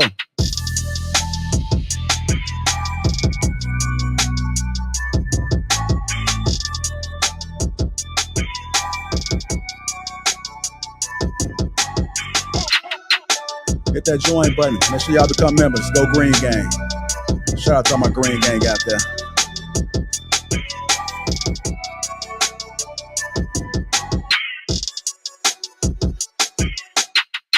It's the last track.